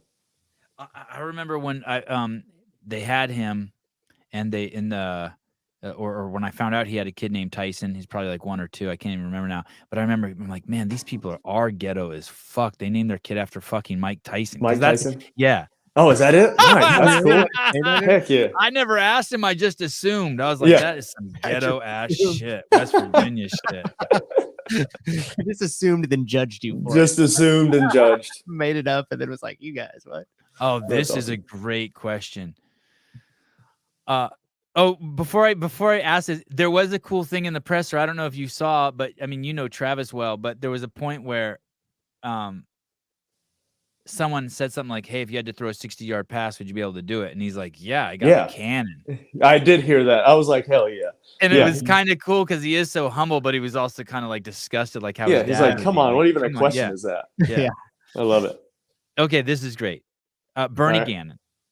Mr. Froning. Yep. If you were at the ranch in Aromas and a mountain lion attacked Dave. This is pretty good. I read ahead. Nice. Would you immediately protect him? Or just see if he could do it? Yeah, let Dave test his limits. I guess. So you're standing there with a gun. Yep. And a mountain lion attacks Dave. Would you give it like a 5 count or 10? Does Dave have a gun or a knife? Yeah, Dave has a gun. He's got one holstered up. I think I let Dave. I don't know, man. Depends. Like, mountain lions attack your neck, like the back of your neck, right here. You know, 2 shakes max, and then you shoot. Yep. And then I got to go in and take the lion. Yeah, you know, like we were. He runs up the tree with Dave. You'll shoot him. Start dragging him away. Man, we were hunting in Idaho, and sure enough, there was a mountain lion. One of the guys spotted one, and so we hiked down farther and do our thing, trying to find elk. We find some elk. Well, we don't get out of there until dark. And so we're hiking up this ridge, and the whole time I'm like, there's a mountain lion out here, and so I had the gun in my pack, and I'm like, as I'm walking, I'm trying to turn the gun, because anything you've ever read is they go for your throat or the back of your neck and try to like paralyze you. So the whole time I'm just like, anytime I get close to the woods, I'm like, all right, let me put this gun. Did you guys here. have a dog with you? So, no, just us. God. Yeah. Yep. So, man, it's fun. It's just, but yeah, Tyson seems like a good kid. That's such a cool story, being a D2 quarterback, making the 53-man roster, and then, hey, you're going to start. And then winning after they hadn't won at home for a year, I think it was. So, yeah. I mean, I'll root for him any game except for the Lions game. Like that's what I got to do. I'm loyal. Fair enough. Your dad did reach out to Travis. Oh, did he? Yeah, he did. Dad said he texted him. Yeah. Travis liked that. Yeah. Yeah, that's awesome. The dad's talking. The dads.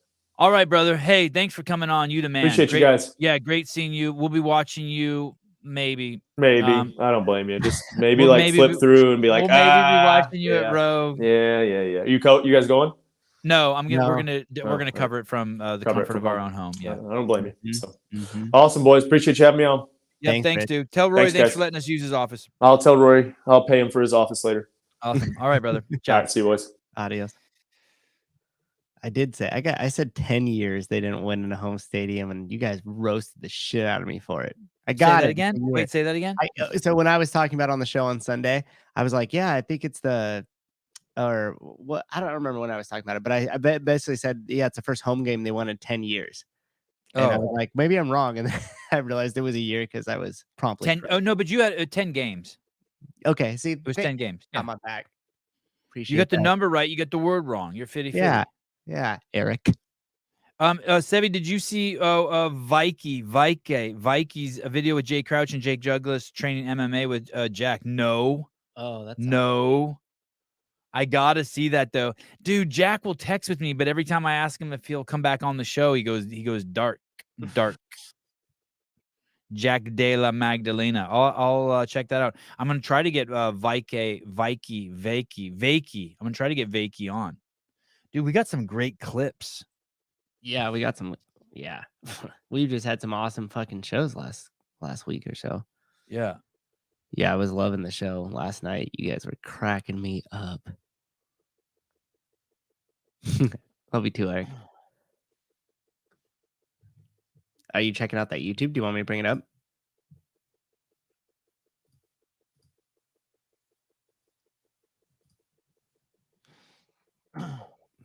Yeah, I was smoking crack. Sorry, what? No, sorry. I'm looking at all these text messages. Oh yeah, he just flooded.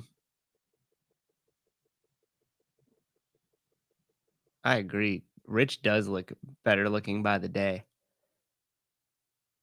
It just keeps getting more and more good looking. Yeah, he looks fucking great. Yeah, he does.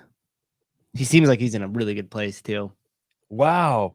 God, Katie Henniger is so fucking nice.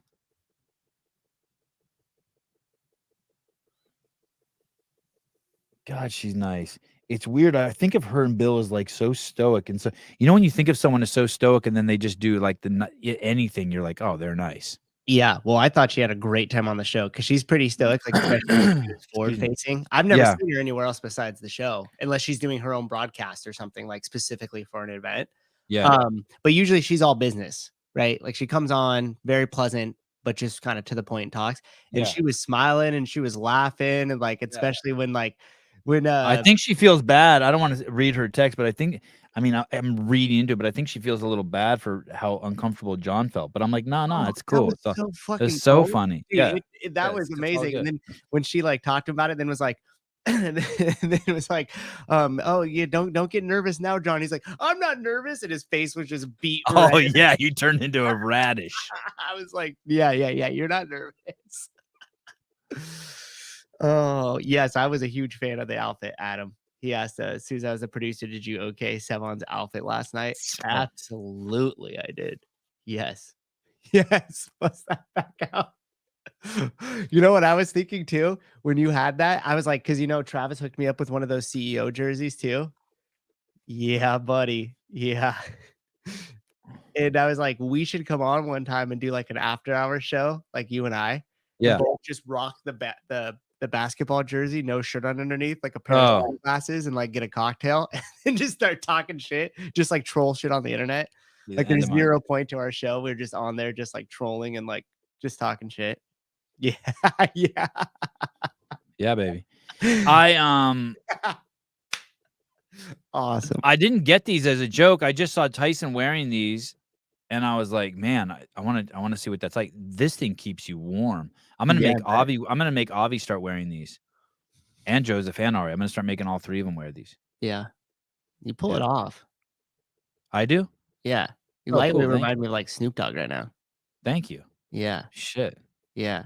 That's awesome. Yeah, I guess Hunter rocks this style a little bit too, huh? Yeah, for sure. I don't have anything like really. Oh, this patch. This thing is it's really nice. It feels nice. This Helio hat. Yeah, white man's do-rag. Is that what it is? Sousa really felt left out. Look at him. Had to get a hat on. I'll wear it like on the top of my head. Like David Weed. Is that Latin? You look Stupid. Oh yeah. Stupid. What is that? What is that? You look like you drive a car bomb. What do you mean? Sousa's totally a hat guy. You look like you know what you look like, Susie? You look like an aerosol artist. Aerosol artiste. Aerosol artiste. Yeah, I used to wear hats all the time. I don't really that much anymore. All right, man. That was what a couple shows. They were both easy today. Both Greg and Rich killed today. Yeah. Yeah, that was fun. Okay, I'm trying to put together a show for this evening tonight. Okay. And let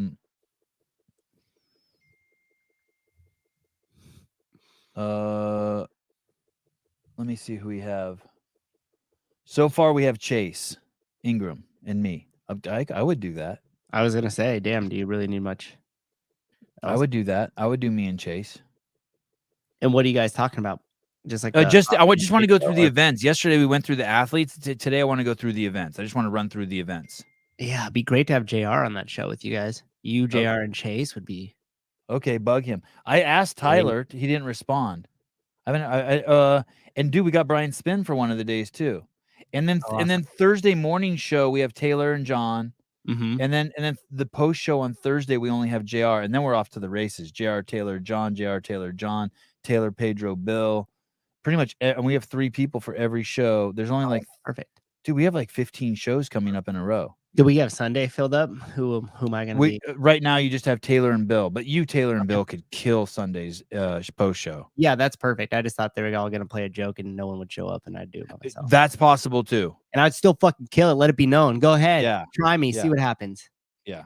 Please don't do that. Brian is he's busy from here on out. He said he can't come on until after Rogue, so he's got other commitments. Yeah, comp day vibes only. He's going. He'll be exclusive on the Lone Rangers podcast. James Townsend in the rotation. Oh, I'll order him a package. I will order you a 6-pack. Already, someone just said, my sister just asked my nephew if he'd wear these, and he said, yeah. I will order you a 6-pack. That's cool. These are cool. I'm on a text there with my sister and my nephew. Oh, okay. My nephew's, I don't know how old my nephew is. He's like 20. And he moved to California. I see him all the time now. I don't understand this. What does it say?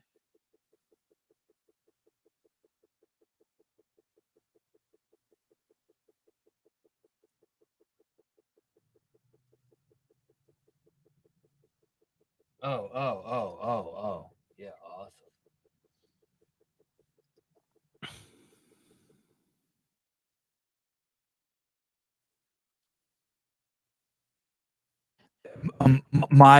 The podcast studio through this wall here is my garage. Oh shit. Through the podcast studio, you can still hear me though in the thumbs up. You just can't see me. It just freezes for a second, does a weird glitch, and then you're back. So no, Hobart's too scared to come on. I miss Hobart. Hobart's too scared to come on. DM him, ask him, be like, hey, why don't you come on the show? He's way too scared. Sensitivo. I watched as much of Greg as I could. I left, came back like 9 hours later, and Sevon has had a complete makeover. G shit. Like when did his job and came back to the thing. I did wear Kangol, and my kids wore Kangol up until they all had Kangol fedoras, and then their heads got too big, and there's no like size between but Avi almost was exclusively in a I wonder if I could find that on the 3 Plain Brothers Instagram. He wore Kangol everywhere, fedora. So did Ari. Joseph was a little pushback. Mm-hmm. I think it was like still the profile pic of one of the boys' handles. Is the fedora? Oh, yeah, he's in like a profile a blue one. Yeah. Yeah. Oh yeah, let me see. I'll show you. Blue or green or something. Yeah, we rocked that shit. Maybe it's Ari's. Let me see. Avi. Did you check Avi's? Oh no. Oh yeah. That is Kangol, that hat in Ari's, but it's not in Avi's, but it's not a fedora. Oh, it isn't? Okay. I was surprised I remembered it too. But you could see. Oh, yeah. Damn. Yeah. They used to always rock the fucking cool shit. Mr. Then, T. you know, then it's just straight Mr. T. He's in the full Mr. T mode now. He wears so much fucking gold. It's crazy. But even though most of that shit's plastic. I love how he's adjusting it every couple of catches. He's got that ollie down yet? Okay. He got like a 4-inch he's got like a 4-inch ollie. Okay. His He's shit's got like- looking insane. He's got like a 4-inch ollie. ramp. Anyway, my podcast is right next to the garage, and someone's working out in there right now, and it sounds like 2 people like fucking. Oh, well, you better go check.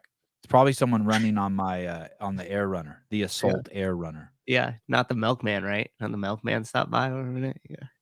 God, I hope not. Oh, look, wait, is this a Kangol hat? Let me see.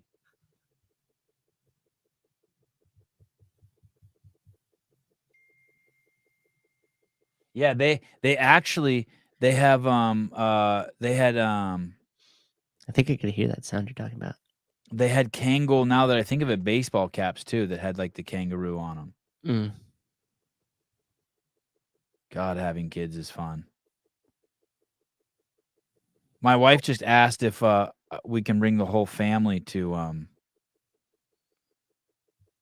LA. God, it's so not what I want to do. Fuck. Oh yeah, look at. Here, look at. Avi's such a G. Look at, here he is in the Kangol. This isn't the fedora, but there you got some Kangol. Oh, yep. Yeah, look at that beard too. Damn. Oh yeah, that's crazy. Mm-hmm.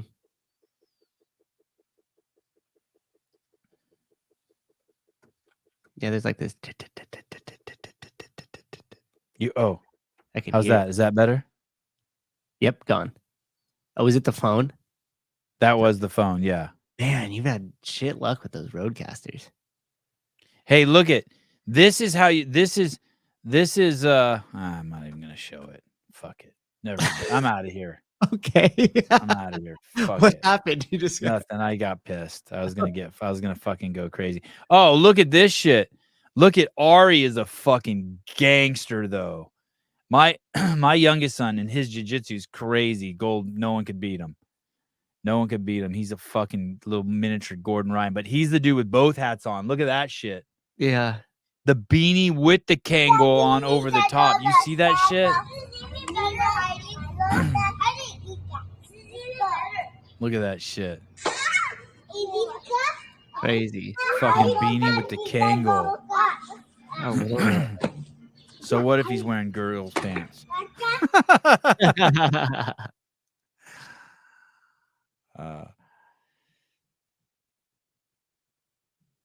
Sevon, why was it a choice then to try to see if you can look 65 years old? I honestly don't care about any of that.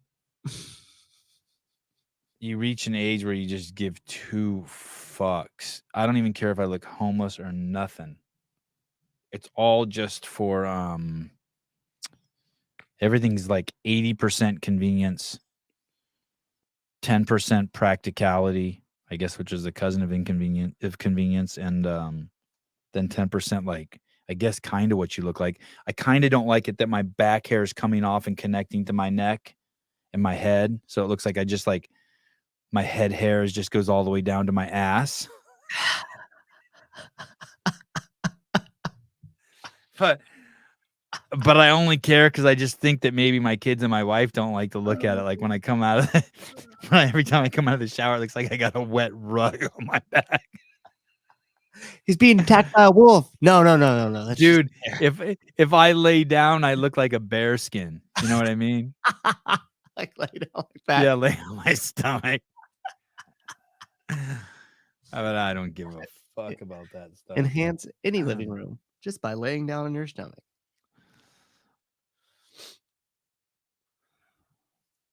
Oh my goodness. Okay. Love you guys. See you tomorrow. Something else we better figure out is I guess I can't do a show Monday either. Monday morning. Do we have a guest Monday morning? No. No, we don't, because purposely didn't put that because of Rogue. Okay.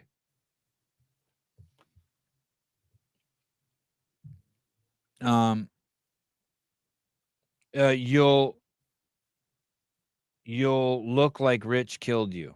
Yeah. If I laid on my stomach, I'd look like Rich killed me. Hunted him in the wild. All right. See you guys in a few hours. See you guys in 8.5 hours in 1 minute.